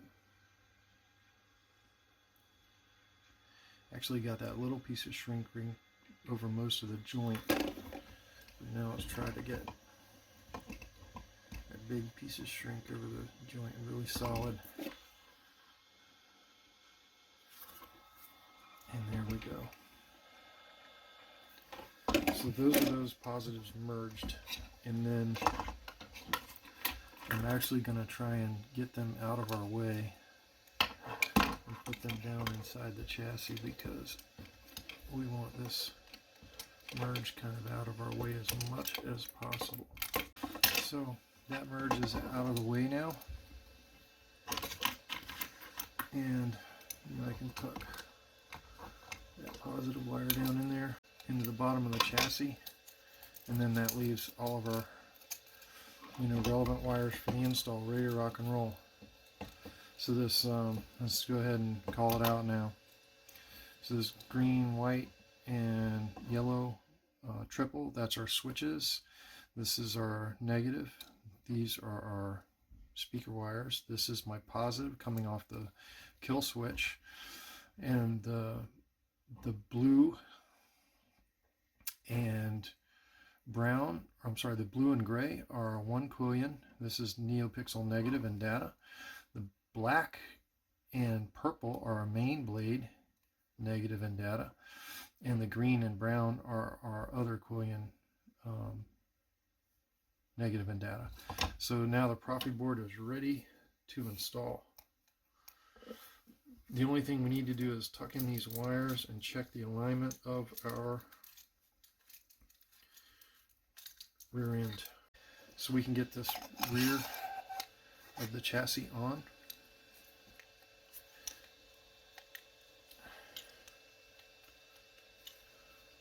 And we're going to check the J-lock, and right now we need to back off these screws a little bit so I can get the J-lock working properly.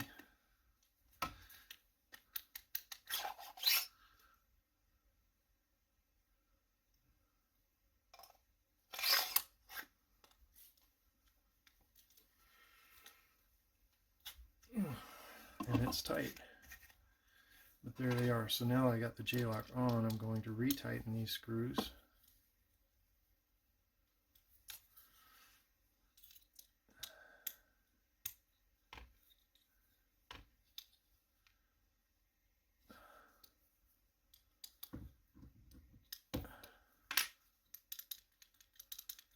Got a good switch. The J-lock is really tight, but it has a nice snap, and that gets rid of any wiggle. So we are ready to install the soundboard, and we're going to do that on Tooth Tuesday Live next week. We're installing the soundboard. It's going to be very exciting. Call this cross, not Sith cross. We're going to call it Crossguard 2022 _ config.h.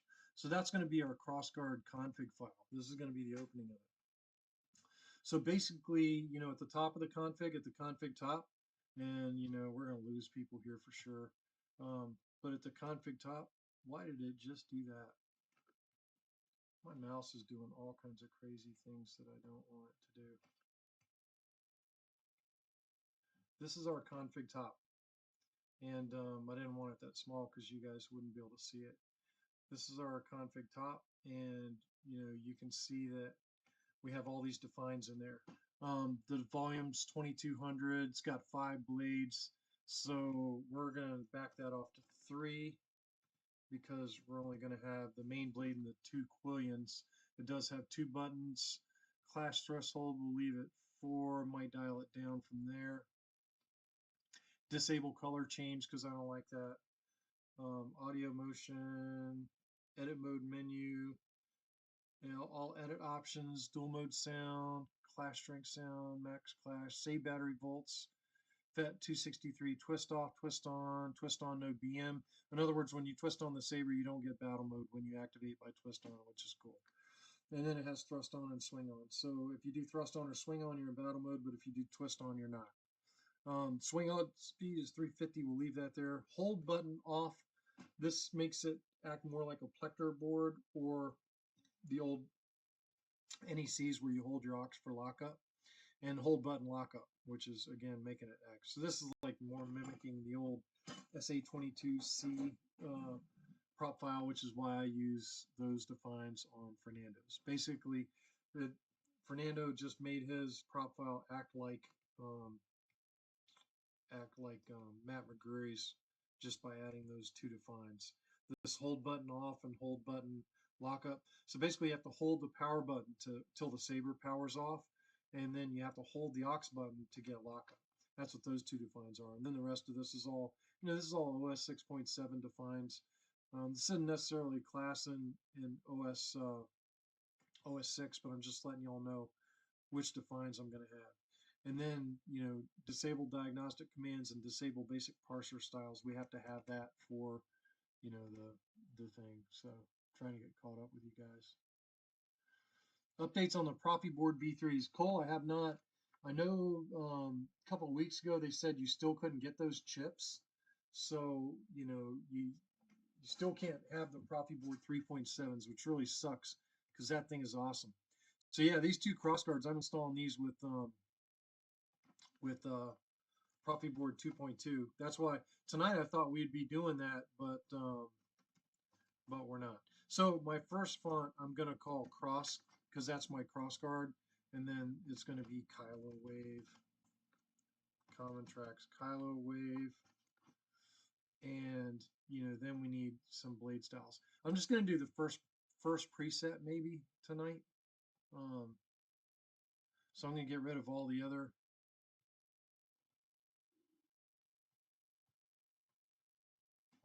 blades, and then now we're in crossguard.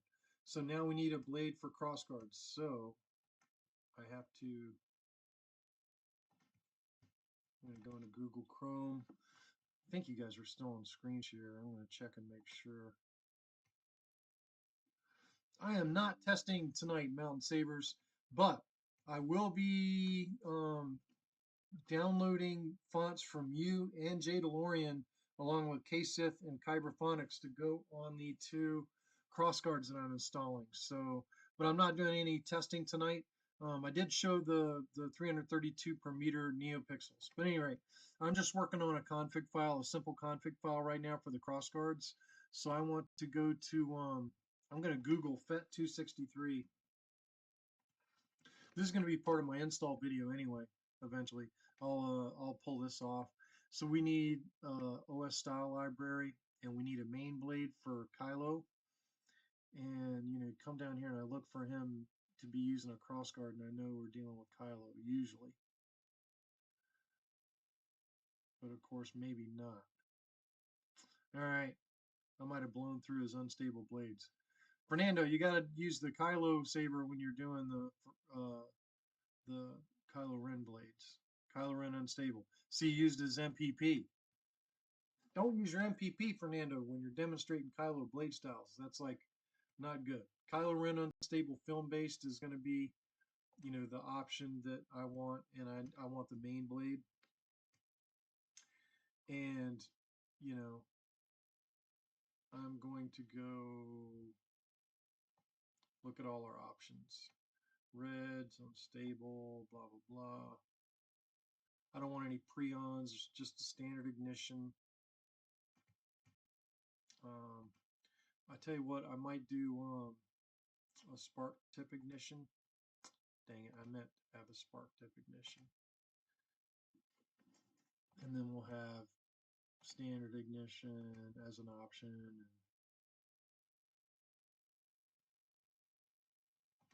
center out. That way people can do stuff. Default ignition time of 300. Let's make that 500. Typically find 500 works better. I don't want any of that crap. No cooldown crap. No post-off crap. Clash, I want that to be the sequels. So it's going to be light cyan. Everything's going to be light cyan on effects. Lock up, full blade, real clash. Light cyan. This is going to be light cyan for the lightning.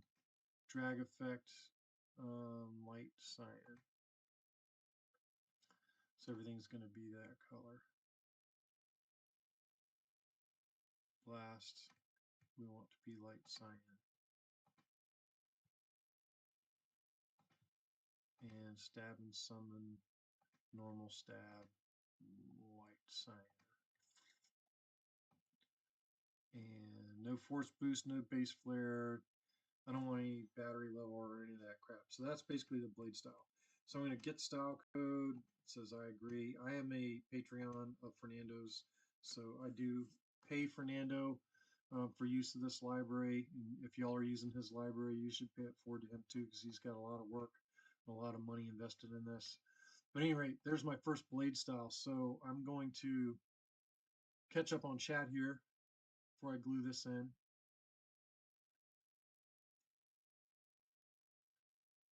Yeah, those Quillions are pretty awesome. When I publish the video, you can go back and watch them, Mountain Sabers. They are awesome.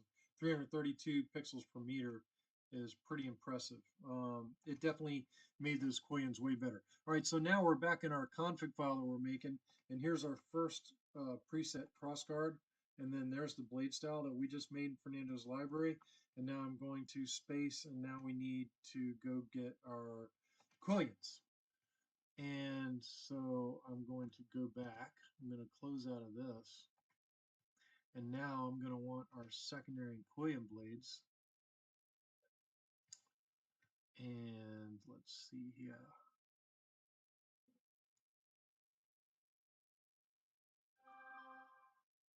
Style option. I know I want delayed ignition. I don't know where that's going to be. Number of blades. If you have crossguard Quillions separate, select 2 to get 2 duplicate styles in one. Yep, I do. I do have separate. I do have them wired separate. Ignition delay. I do want ignition delay. And then I want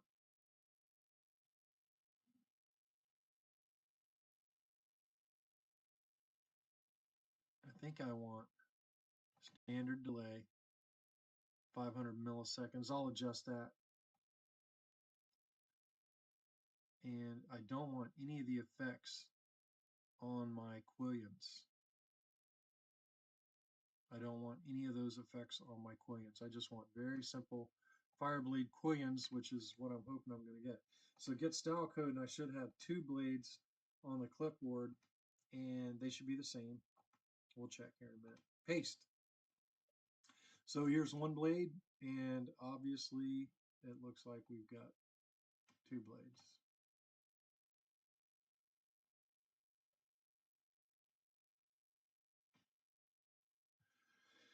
So here's the main blade. Let's scroll down and see if I got 2. Blam. Yeah, he did give me 2. So here's the first blade. Here's the first crossguard, and then here's the second Quillion. Now they're both the same. Now in my presets, they're not always going to be the same, and I'm going to call this crossguard. And I might go back and change this to the original Fireblade that was present on Teensy Saber for KSith Crossguard. And then my next font's going to be unstable. And then after those 2, I'm going to be using Mountain Saber fonts and Jaydalorian fonts. But this is just some of how you make the config file. and I know most of my viewers know how to make a config file, but some may not. We have put together our config file, and I showed you a little bit of that. And now we're going to buy some sound fonts here. And on this Saber, which is going to be special, we're going to have sound fonts from Jaydalorian. Sound fonts, we're going to have sound fonts from Sabers, which is going to be pretty awesome. And then, of course, KSith, we're going to have his Crossguard, which is awesome. And then Kyberphonic. We're going to use Kyberphonic's Unstable. So we're going to go grab these sound fonts. Mighty Kylo. Let's go to Mountain Sabers. So on Mountain Sabers, I know I talked to Mountain Sabers via the internet, and he told me which was his coolest one. So we're going to go to Quixani and let's preview that.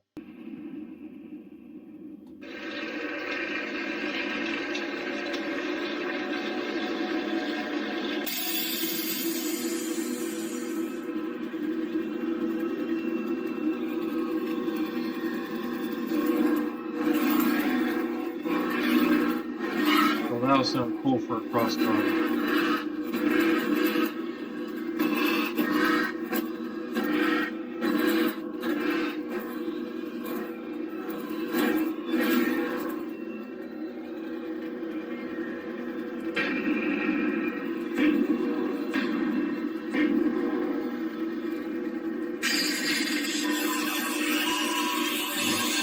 This lightning block, that's pretty cool.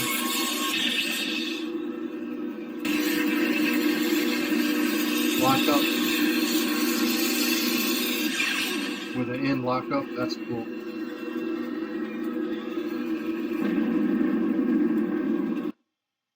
It's a cool file. There we go, it's Quixani. So now we're going to go get KSith Crossguard, which is awesome. And this is his original Crossguard. KSith Crossguard, add to cart, check out.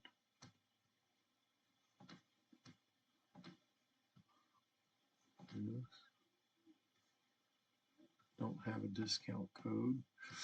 KSith Crossguard is expensive, but you know,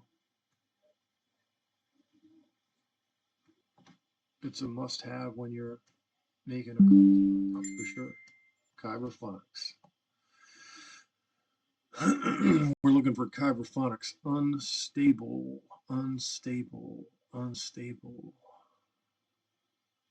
He's got so many. Oh, unlightable. Unstable. That's one we're looking for. Jesse Kirkbride's Unstable. He's got a new font every Saturday. That's crazy. But this is Unstable. It's a really cool Kylo Ren font. And I already know it's cool. I don't need to listen to it. So we're going to add that one to the cart. We're going to go ahead and check out. And so now we begin the install portion of this video. This is pretty exciting. You know, all this week that I've been, you know, waiting to do this, and, you know, this is finally a day off, or at least mostly a day off, where I can install this proffieboard. I'm very excited. I've already programmed this proffieboard with my config. I kind of showed y'all some of what I did on the config, but I didn't show y'all everything. You know, this saber's going to do some really cool stuff, and, you know, y'all can make your sabers do this cool stuff too, but, you know, I'm not necessarily, this isn't a class in OS 6, this is just a build out, full build out of the KRORssguards. I need to get my old man vision back in here. So what I'm doing now is I'm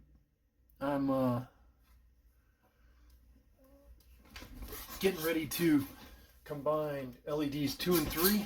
And for those of y'all that know about this,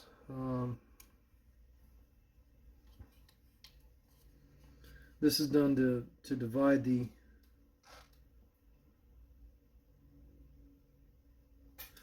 This is done to divide the amp load on more than one MOSFET. So the MOSFETs are these square things on the front of the proffieboard. There's 3 on the top side here, and there's 3 on the underside. And those MOSFETs are kind of like I mean, this is an oversimplification of what they are, but they are basically electronic switches. And I'm trying to get these wires out of the way. But they're basically electronic switches. And, you know, they turn on and off.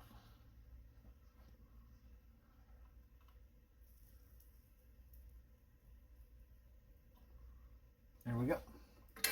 So I got one wired in there. Now I'm going to cut this, and you know, I'm going to cut it way too long. We're going to get rid of that resistor because we don't need it anymore. I just use resistor tails to do this. You could just stick the wire up through there. You know, once the wire's up through one pad, you know, you solder it into that one pad and then take it over to the other one, and then, you know, do a surface solder on the other one. But I just like doing it this way. And, you know, my bridge is on the underside of the proffieboard down here, which I'll zoom in and show the bridge here in a second. But let's get the solder done first, and then I'll show you the actual bridge. So let's get the solder done first. And I've already put flux on this hole before, so there we go. Now, on my solder bridge on the back side, I'm going to go ahead and add some more solder both to both pads as well as our bridge.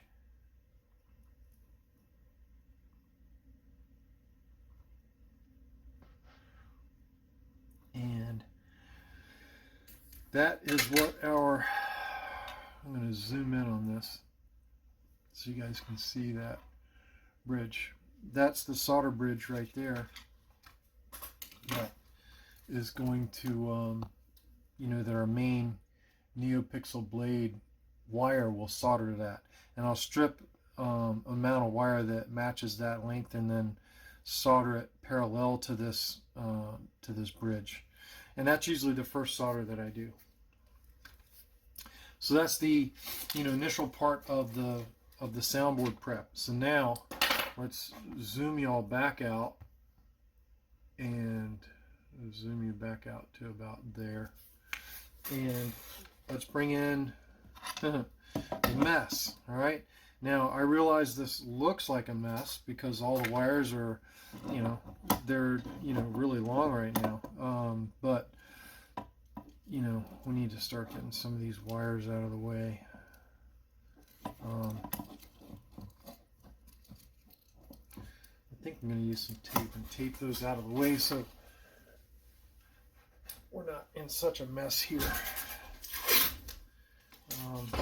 You know, but before I do, I mean, I guess I can explain to you what the wires are. So this black wire is my main Neopixel negative from my main blade. The blue wire is my negative for one of the Quillions. There should be a really thick green wire in here too. So this is the really thick green wire that goes to one of my other Quillions. So you have the black, the blue, and the green, the 22 gauge. Those are all, so you can see this is a freaking mess here. The black, the green, and the blue, and not that green because that's one of my switch wires. That's a 30 gauge. And this brown wire is you can see why I'm going to have to straighten all this out. So these 3 wires here, this short green and this blue and this black, are all Neopixel negatives. The blue and the green are Neopixel negatives to the Quillions, and the black is to the main blade. This red is a positive coming off our switch here on the side. That's going to feed the proffieboard. The green, white, and yellow 30 triple combo, which I was struggling with a second ago. Green, white, and yellow. Green, white, and I'm just trying to isolate the green, white, and yellow. Those are my switch wires. The green, white, and yellow are my switch wires. The green is my main switch. The white is the common ground of both, and the yellow is the auxiliary switch. Gray here is data to one of my Quillions, brown is data to another Quillion, and purple is data to the main blade. So I'm running all three Quillions separate, separate in negative and separate in data. And the reason I do that is so I can program them to do different things on some different presets, but usually I have them doing the same things. My white is my negative from my battery negative. The red is the positive, which comes off our switch, and these two orange wires are speaker wires. So that's the mess of wires we've got to deal with right now. My positives for Neopixel and battery positive direct are merged inside of the chassis, and you saw me do that earlier. And that's a direct connection from the battery to all the Neopixels, to the Quillions and to the main blade. So right now we just need to get everything out of our way except for that main Quillion. Now the main Quillion's hard, or the main blade is hard because it's on the bottom of the board, and everything else is up through the top of the board, and it's a lot easier. So how I work on Proffieboards usually is I go around this way. So we're going to bring in our Proffieboard here. Now what I'm going to do is I'm going to cut our black wire, which I'm doing that off screen. I'm going to cut it to length. Now I'm going to leave a little bit of spare, but not too much. If I want to add a high dollar chassis to this, I'm hoping that I'm going to be leaving enough wire here to,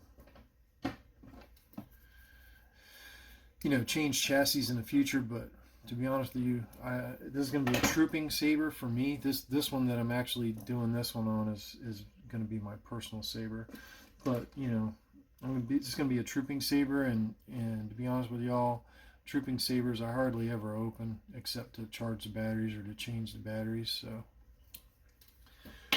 probably not going to ever put a high dollar chassis in this one. It would be nice to have one for display, but you know, these sabers were expensive. I can only have one for personal use.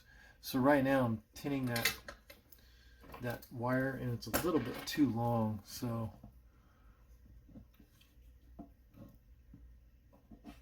you can see it's a bit too long, so I'm going to cut it a little bit. Now I'm going to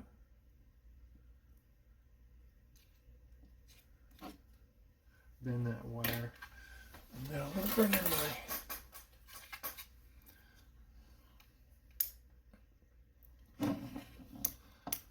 so you can see that I bent the wire, and I bent the wire exactly how I want it so I can line it up just like this.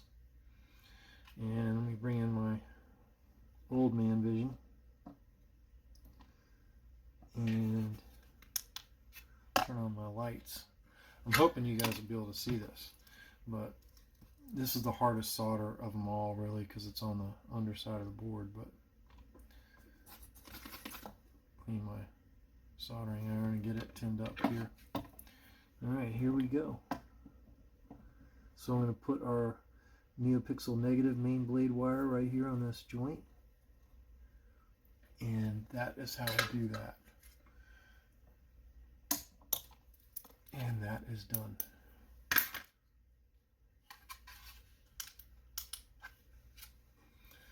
And that is the beginning of the install. Now I'm going to flip this board over, and now what I'm going to do is I'm going to start working our way up the board on this side.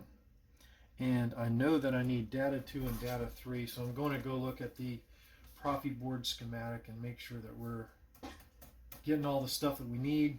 Okay, so the first pad on this far side of the board is going to be here, and I'm actually going to turn this around.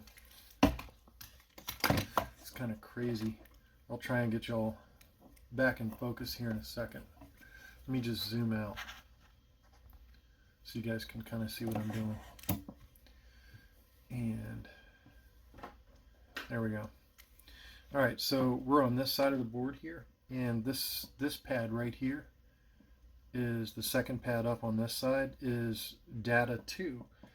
And I know data 2 is going to be one of our Quillions, so And it doesn't matter which one. I did give both of our Quillions separate data lines, but you know, it's not that big of a deal. Now, the important thing is we've got to start, you know, moving the proffieboard into its position here. And again, I want to leave a little bit of slack on these wires, but not too much. So, you know, normally I would cut the wire close to the board. Now I'm going to cut it up from the board to give us maybe another 1/2 inch of slack. And now I'm going to strip this wire. This is a data line for our Quillion, for one of our Quillions, and it's 30 gauge.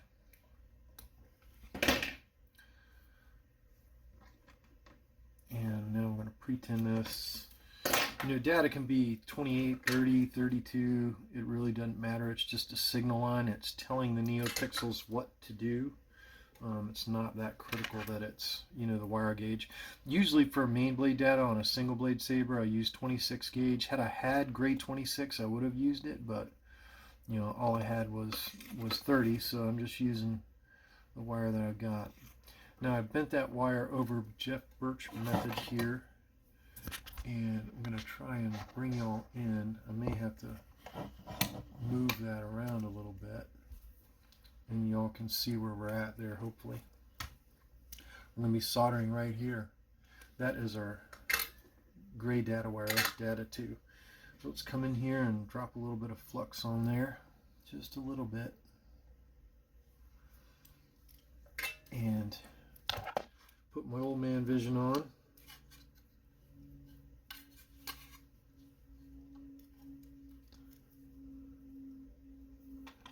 And hopefully y'all can see past my old man vision.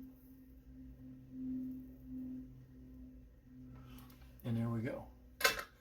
So now we've soldered that. Now the Jeff Birch method thing that I did.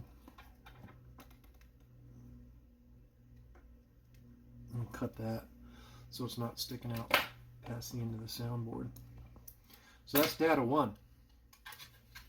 The next wire that we're going to need on this side is going to be data 3. And data 3 should be brown. So I know my brown wire. I'm going to back y'all back out so you guys can see what I'm doing here. This is my brown wire here, which this is to my other Quillion. And then I'll point out where this one goes. But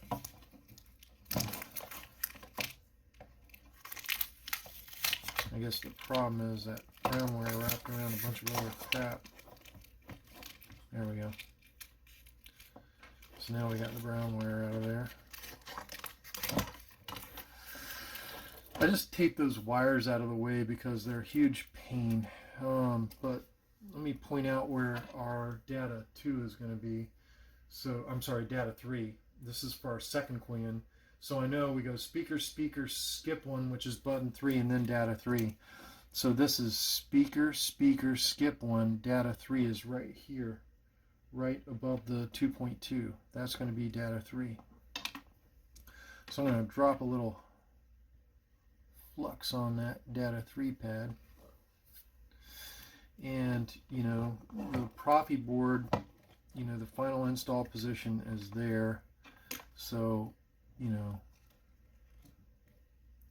again, I'm going to leave some slack in there. We've got plenty of room to cram foo in here. About a 1/2 inch of slack, and then some, because there's some crammed under the board too. I just want to make sure that we have, you know, enough to do this. And now I'm going to take this second Quillion wire. I'm going to strip it. I'm going to add a little flux on it. I'm going to pretend this wire and clean off my soldering tip there and add a little bit of flux. Now I'm going to grab this wire with my hemostats and I'm going to send it up. So speaker, speaker, skip 1, data 3. And I don't know if y'all could see that, but the insulation came up through the hole. We don't want that. We only want wire coming up through the hole. So let me zoom you guys in here and adjust the saber around so you guys can see where we're at.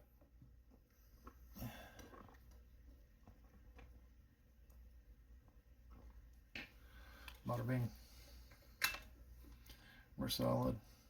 So now we're going to come in for the kill. Heat the pad, add some solder. A little bit more. Perfect. And we're going to cut that little bit of spare wire out. And we're going to cut there. So the next wires we're going to need, I know, are going to be our speaker wires. So our speaker pads are here, here, and here. Those are our two speaker pads. And our speaker wires are orange. We've got speaker wires out of the tape. And, you know, our speaker wires are going to go where I showed you. So we're going to hold the proffieboard, you know, about where they need to go. And, you know, we can cut these kind of close because, you know, I can always rewire the speaker, but we'll leave a little bit of slack. We'll leave about, I don't know, ½ inch of slack on those. And get that scrap wire out of the way. And now we're going to strip, dip, and tin these two speaker wires. Normally I use blue for speakers, but I was out of blue wire when I wired up this Saber, and I've since ordered wire, and I'm good to go again. I got blue 30 gauge wire, but you know, I just left the orange in there.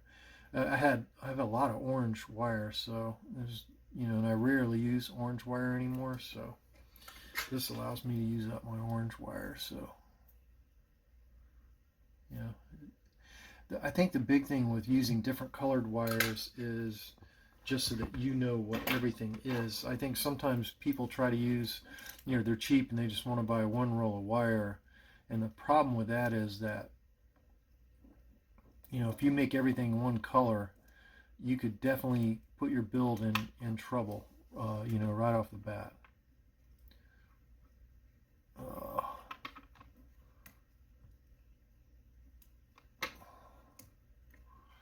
right, let me get zoomed in there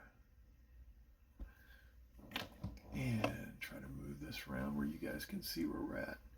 Hopefully you guys can see where we're at there. We're on, you know, first speaker wire, which is right there. I'm going to add just a minute amount of flux on there, and we'll try to get some flux on this other speaker wire hole too.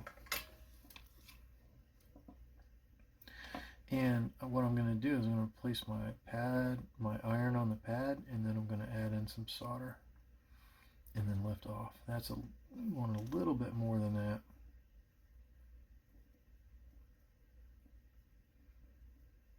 There we go.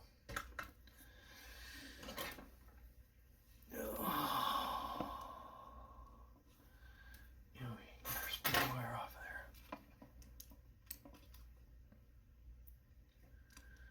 there. And I can't remember, because we're getting ready to have to wire up the Quillion negatives, the green and the blue wires, and I can't remember where they go. So I may have to extend that green wire because it looked a little bit short. But at any rate, this is our other speaker wire. I know the next wire we're going to need anyway is going to be our auxiliary switch wire, which is a yellow 30 gauge. And then we'll probably need our Neopixel negative. I probably made one of the Quillions 1 and one of the Quillions 4. I don't know. I have to go look at the config file. The config file tells you where you need to wire your Quillions to if you know how to read it. So let me go look at the Crossguard. And I'm looking at my config file now at the blades. And the main blade, of course, is on 2 and 3 and data 1. One Quillion's on data 2 and blade power pin 1, and one of them's on blade power pin 4. So it's just like I said, so I've surrounded it, so we're on 1 and 4. So I'll probably run the green wire to 4 and the blue wire, which is plenty long, to 1, and then, you know, all that's done. But first is switch wires. So now that we're done with the speaker wires, let me zoom you out so you guys can watch what's going on here. So I know, you know, the next wire I'm going to need is going to be my auxiliary switch wire. And I know that's just because I have the proffieboard, pin map memorized, and I know I want my speaker wire to be routed on the other side of that main. By the way, there's no battery in this saber and the switch is off, so there's no power to this thing. So, trying to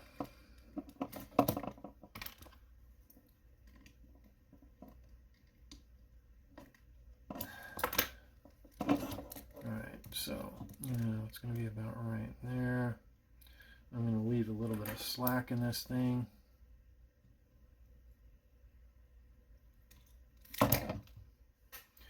My initial wires that you saw in the beginning were way too long, and it makes it a mess, which is why I have them all taped out of the way. It does drive me bats when the wires are that long and all sticking out everywhere, but that's just how I rough things in. I always hate to have wires that are too short, like this green wire that feeds one of my Quillions negative. I made it too short, and I don't know if I'm going to have to put an extension on it or what to solder in the saber. We're fixing to find out, because that's the next wire we have to do after this auxiliary switch. So auxiliary switch going in, and then I bend it over like that. And let's add a little bit of flux. I'm so excited to get these, crossguards up and running. Crossguard is my second favorite saber next to the Graflex. And, I love what Proffie and open source can do to these. The reason I'm so excited for these is this is on basically the 5th anniversary of my Crossguard installation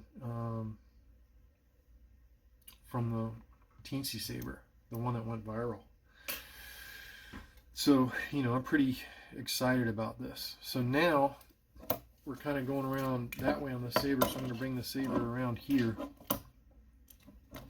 And now, can we get that green wire up, or am I going to have to, what am I going to have to do with this green wire? Because this is going to go on Quillion 4. I think it'll reach the soundboard just fine. There's too much solder on it.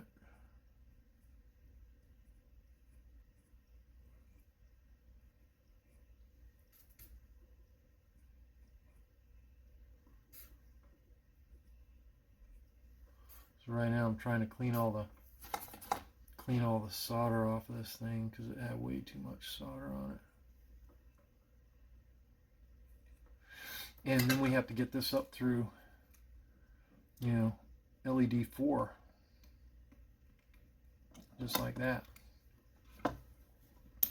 So I'm not going to cut any more off that, because I just don't want. And of course our main LED wire is going to be right in the way. I'm going to turn this a little bit, because I don't want to zoom y'all in here, hoping y'all can see this. Let's come this way a little bit. So I'll show you where we're at. So we're going to be soldering right here. And that wire is a little bit long. So let's pull the wire out of there, and let's cut a little bit off there.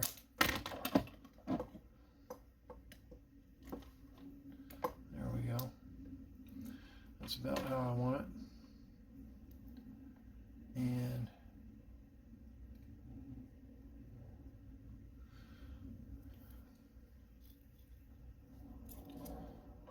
I'll make sure y'all are still seeing it.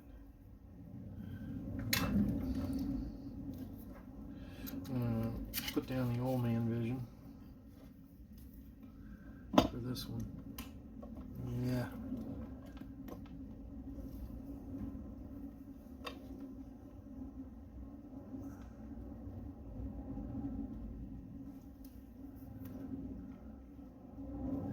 Y'all might not be able to see this one, because I'm having to put some downward pressure on the board.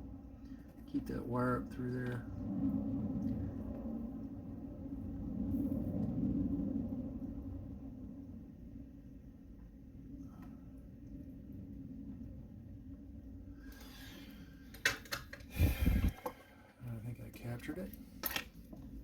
so that's good. So that's that. Let's zoom out. Let's zoom you guys back out here. No, I don't want to zoom in. I want to zoom out. And so we're going this way around the board. So the next wire is going to be my main switch, which is green 30. And I know I don't want my main switch on that side of that yellow. So right now I'm looking at all my wire routes, make sure the wires aren't tangled up in something else. And I know that I'm going to leave a little bit of slack in this, and I'm going to cut that wire about right to you. And I need to strip that sucker. I need to get the old man vision out of the way here, because the old man vision is clogging up my stuff.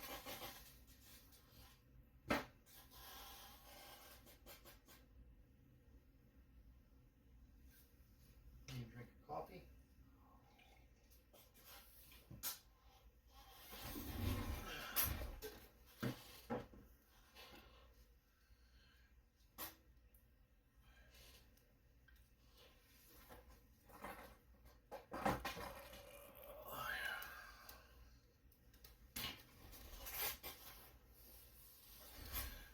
So now we need our green wire, so let's get the green wire out here and we're going to strip it. This is our main switch, so green 30 is our main switch,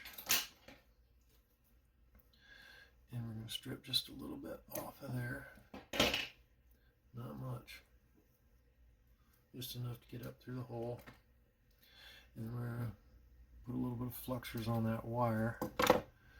And then I'm going to kind of tilt it to the side because I don't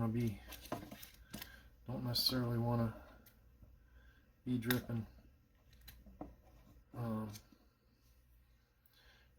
solder onto the soundboard here. Oh, yeah, bastard, I had it. That's good enough. That's not going to drip solder on the soundboard if I do it there. So now I'm pre-tinning this wire. And we're solid there. Put some fresh solder on my tip. Let's get my hemostats out. And by now you kind of get my my methods here.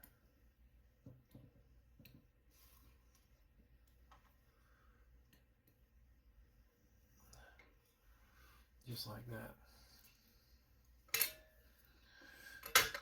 A little bit of flux on there. And I'm using rosin core solder, but a little bit of flux doesn't hurt.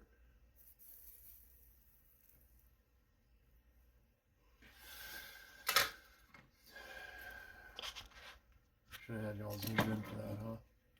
There you go. That was the main switch. Sorry I didn't zoom you guys in for that solder.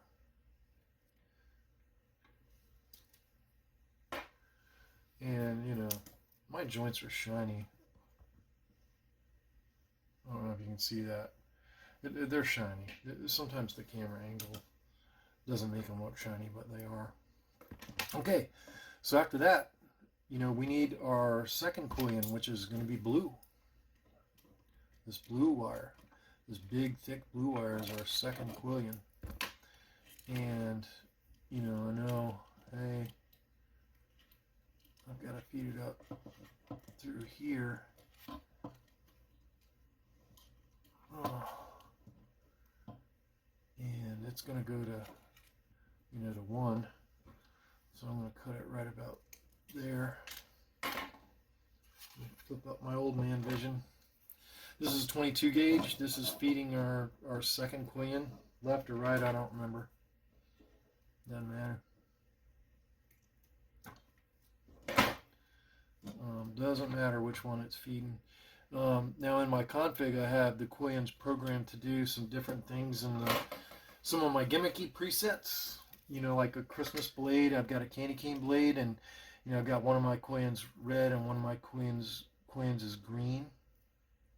But it really doesn't matter which one is which, you know what I mean? it doesn't matter. Alright, so now let me get my hemostats, and this is going up to LED 1. Oh hell, I had y'all zoomed in. You zoom me all out. This is going up to LED 1, which is right there beside the that power pad. And then that is a bit long, so I'm going to cut this. And when I cut this, I want to be careful that doesn't end up on the soundboard.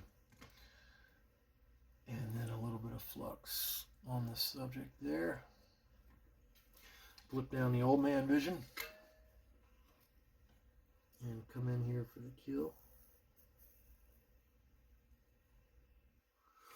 Bada bing. Now the next wire I need is going to be battery negative, which is, you know, this big thick white wire. It's 22 gauge. It comes right from our negative battery terminal. So this is direct to our negative battery terminal.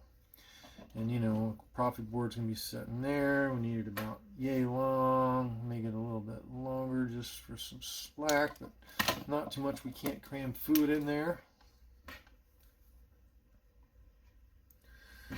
I'm so excited to get this saber done, y'all. So excited. You know, these have been in the top of my closet for quite a while, and I've been wanting to build these for a long time, but everything else was just stacked up on me. These are one of the main reasons that I didn't want to take any commissions anymore, because I wanted to get these done. These and the Star Killer and the Dark Sabers. And I think that's going to be my policy, is until the Dark Sabers are done, I am not taking on any more commissions. And I'm going to be selling one of the Dark Sabers and keeping one of them.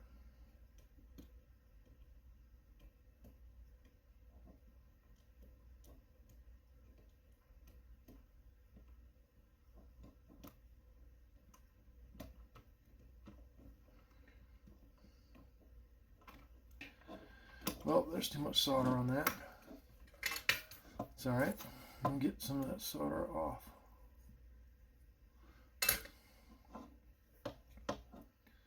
And then come up through that hole. There we go.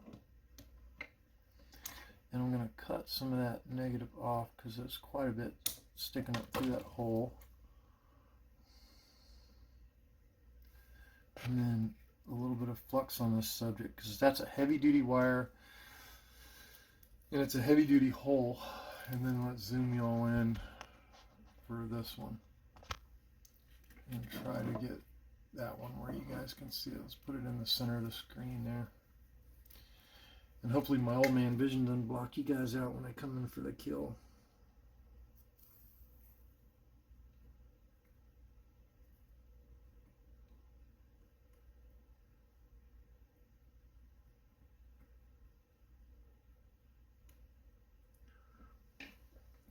That negative post is so big, and that battery negative wire is so big that always is just, it just is a heat sucker when you're trying to heat that, when you're trying to heat that pad. It's just impossible. All right, so now I need to route this white wire. I'm gonna try and grab it and get it. This is the hard part in the end, is trying to route these wires around all this spaghetti disaster underneath the board. But you know, I'm leaving a little bit of spare wire here. I won't do this on the other saber because the other saber will be, you know, for sale. But on this one, just in case I want to run a more expensive chassis in this at a later date, you know. Now this white 30 gauge wire is our switch ground, our common switch ground. So this is the ground that's common to both the switches, hooked onto the center pad on the button board.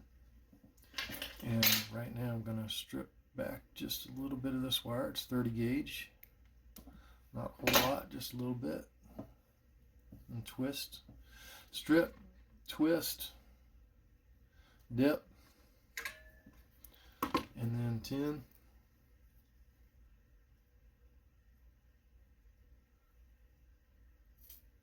10, strip, dip, twist, tin, hemostat.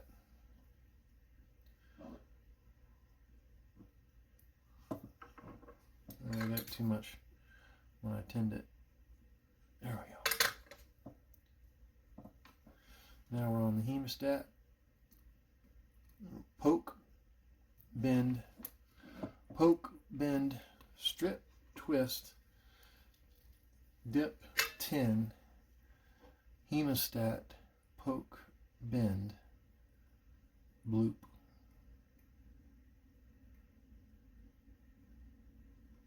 So that's our common switch negative. Common ground of both switches. Bada bing. Next wire I know is going to be our positive wire, which our positive wire is right here. This comes off of our switch that's on the side of the chassis. This is a 26 gauge wire. Now this is probably the most precarious solder of them all because it's so close to the ground. You definitely don't want to have any bridging between you know, this wire and the ground wires. So this is 26 gauge strip, and just a little bit of it, and flux that. And let's throw a little bit of solder on this, not much, just a little. Just the reason that we pre-tin these wires is it holds the strands in together. You don't want stray strands poking around on the underside of the board or on the top side of the board. Stray strands are bad, and that wire is going to come up through the proffieboard there. I'll zoom you on in here in a second. There's quite a bit of wire hanging out there, so I'm going to cut a little bit off. Make sure that doesn't go on my proffieboard. And then I'm going to add a little bit of flux to that situation, bring down the old man vision, and here we go. Oh, don't do that now.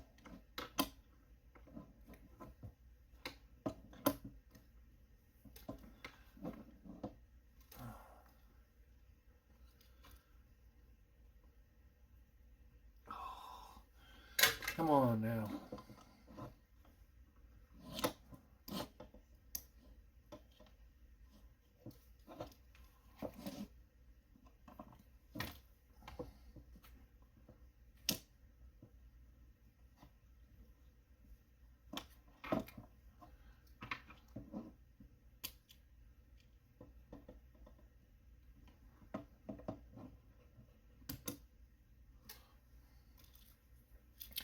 The wire was moving around the board. Let me try and zoom y'all in there.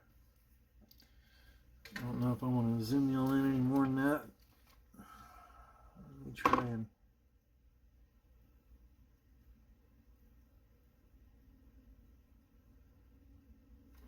That's our main battery positive. And there's no bridges there to the next of it. Now the last wire is going to be data 1, which this is the data that goes to our main blade. This is purple 26. And we can get rid of this tape because we don't need it anymore. I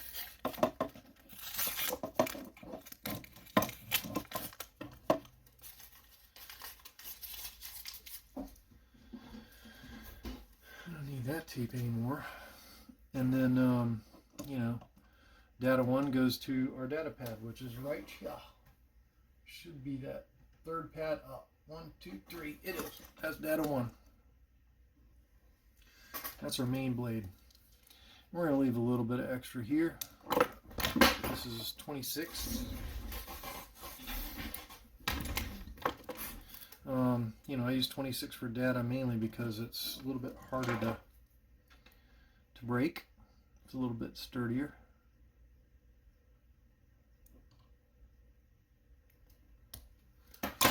So it typically stays soldered to the PCBs, you know, inside the Saber better, you know, when you're routing your wires. 30 tends to break more, but, you know, as long as you're gentle with the 30 is okay too. You just have to realize, hey, I use 30, so I'm going to have to be gentle while I'm routing these wires. So, now I'm gonna bring this 26 gauge wire up through our data hole right there, just like that. We're gonna bring in some fluxers and bring down the old man vision.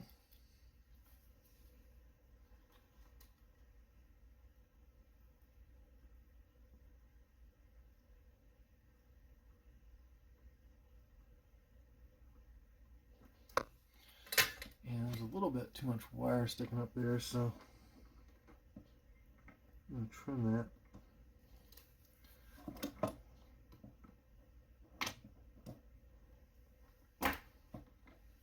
And then reflow it.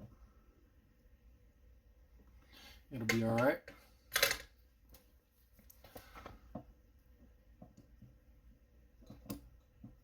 All right. Pretty good, pretty good. So now you can see, what was a mess of wires, isn't so bad. And, the Proffie board's going to sit down in there just like that. Eventually it'll glue in or whatever. And then the chassis is going to run into there, just like that. And that'll be what, what she looks like. So you can see no more wires, so it's a lot better. A lot more better. Right now, I'm going to take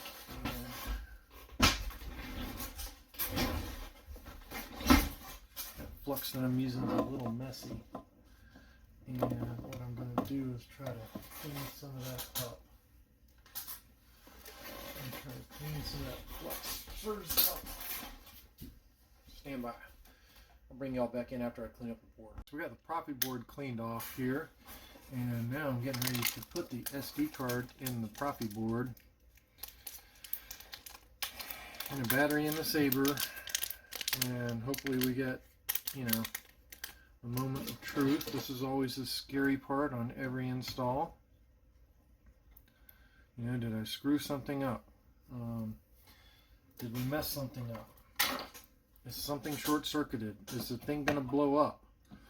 Let me make sure the switch is off.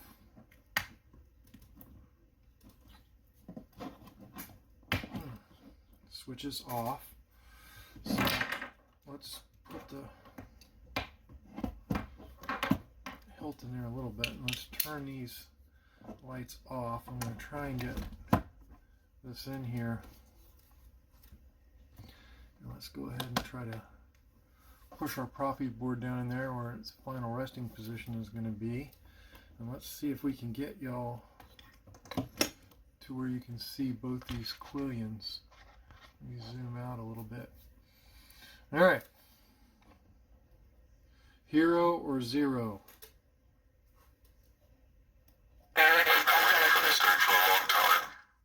Error in font directory. I have to track that down, but we did get a boot.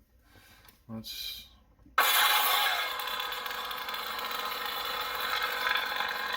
That's the original file blade to KSith Crossguard. Select presets. Font directory.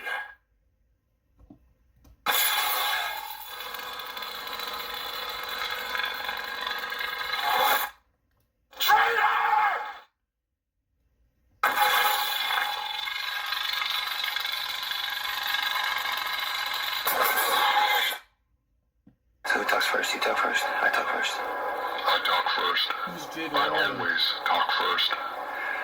Well, technically you just talked first, but... God damn it. It's Jaydalorian. I want to test something. Hang on, I got to point the saber down. Oh yeah. So when you point the saber down, you get delayed Quillion ignitions. Next. Oksani. This is Quixani. This is by Mountain Sabers.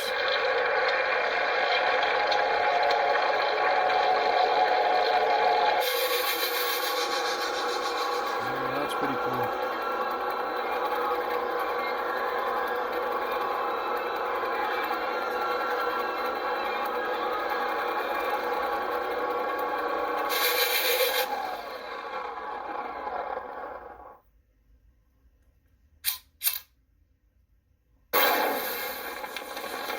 This is actual true flame blade. Font directory not found. Whoop. Oh, it's because I didn't put that one on there. I'll fix that. Are you a Jedi? I am.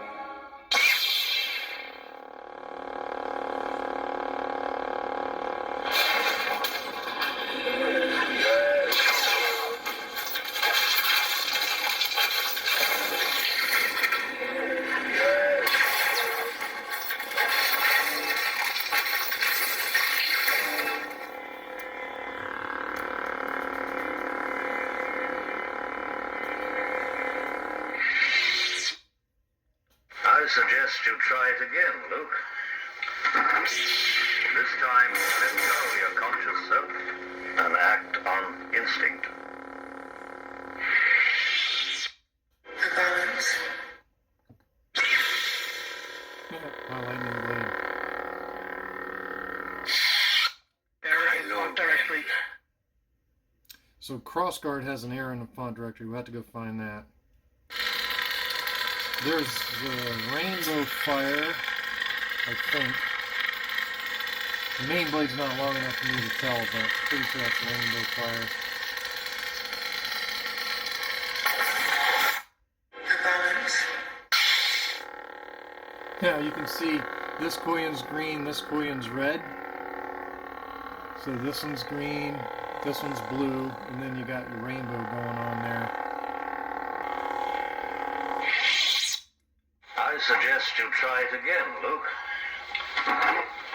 This time, let go your conscious self and act on instinct. Christmas, one Quillion red, one Quillion green, candy cane in the saber. It's all a lot of simple tricks and nonsense.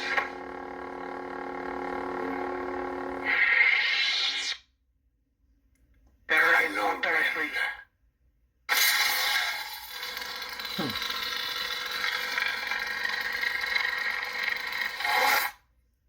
Error in font directory.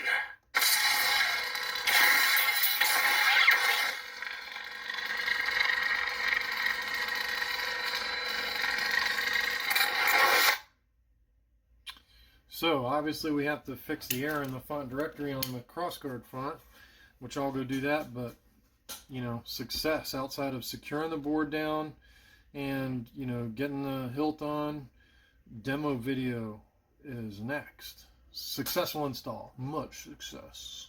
This saber came out awesome. You can see the weathering on it. It's weathered TFA. I know how to weather lightsabers. I know how to weather stuff to make it look right. I am Kylo Ren in the 501st Legion, and this saber is awesome. Got the blue wires, got the correct weathering, the red wire, even the screen accurate blade plugs, which you guys can see there.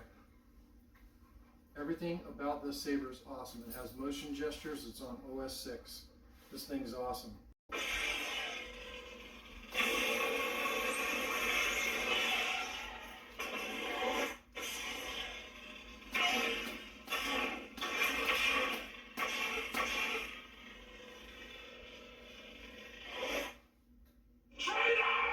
If you ignite the saber with the blade pointing up, you get no Quillion delay. Instant on, everything, ready to kill. You ignite the lightsaber with the blade pointing down, you get delayed Quillion ignitions, just like in the trailer. It's awesome. I talk first. I always talk first. Well, technically you just talked first, but... God damn it.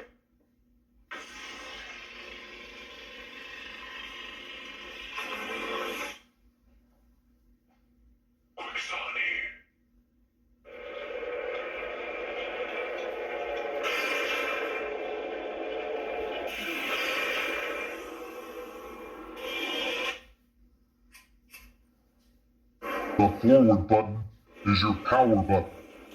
The rearward button is your auxiliary button.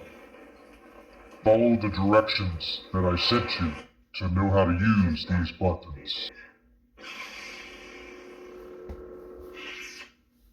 Are you a Jedi?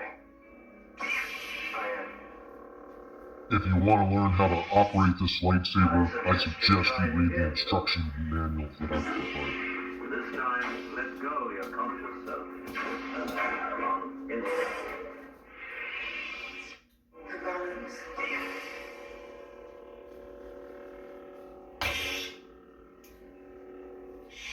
I suggest you try it again, Luke. This time, let go your conscious self and act on instinct.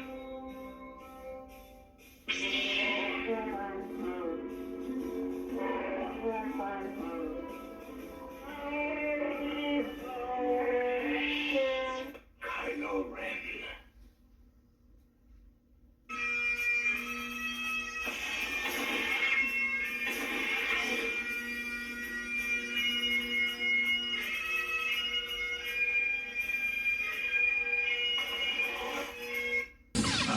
I'm 90% sure that is Kylo Ren.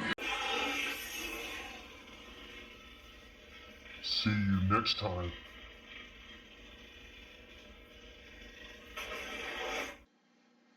Thank you everybody for watching, as usual. I really appreciate y'all tuning in on my channel. And as always,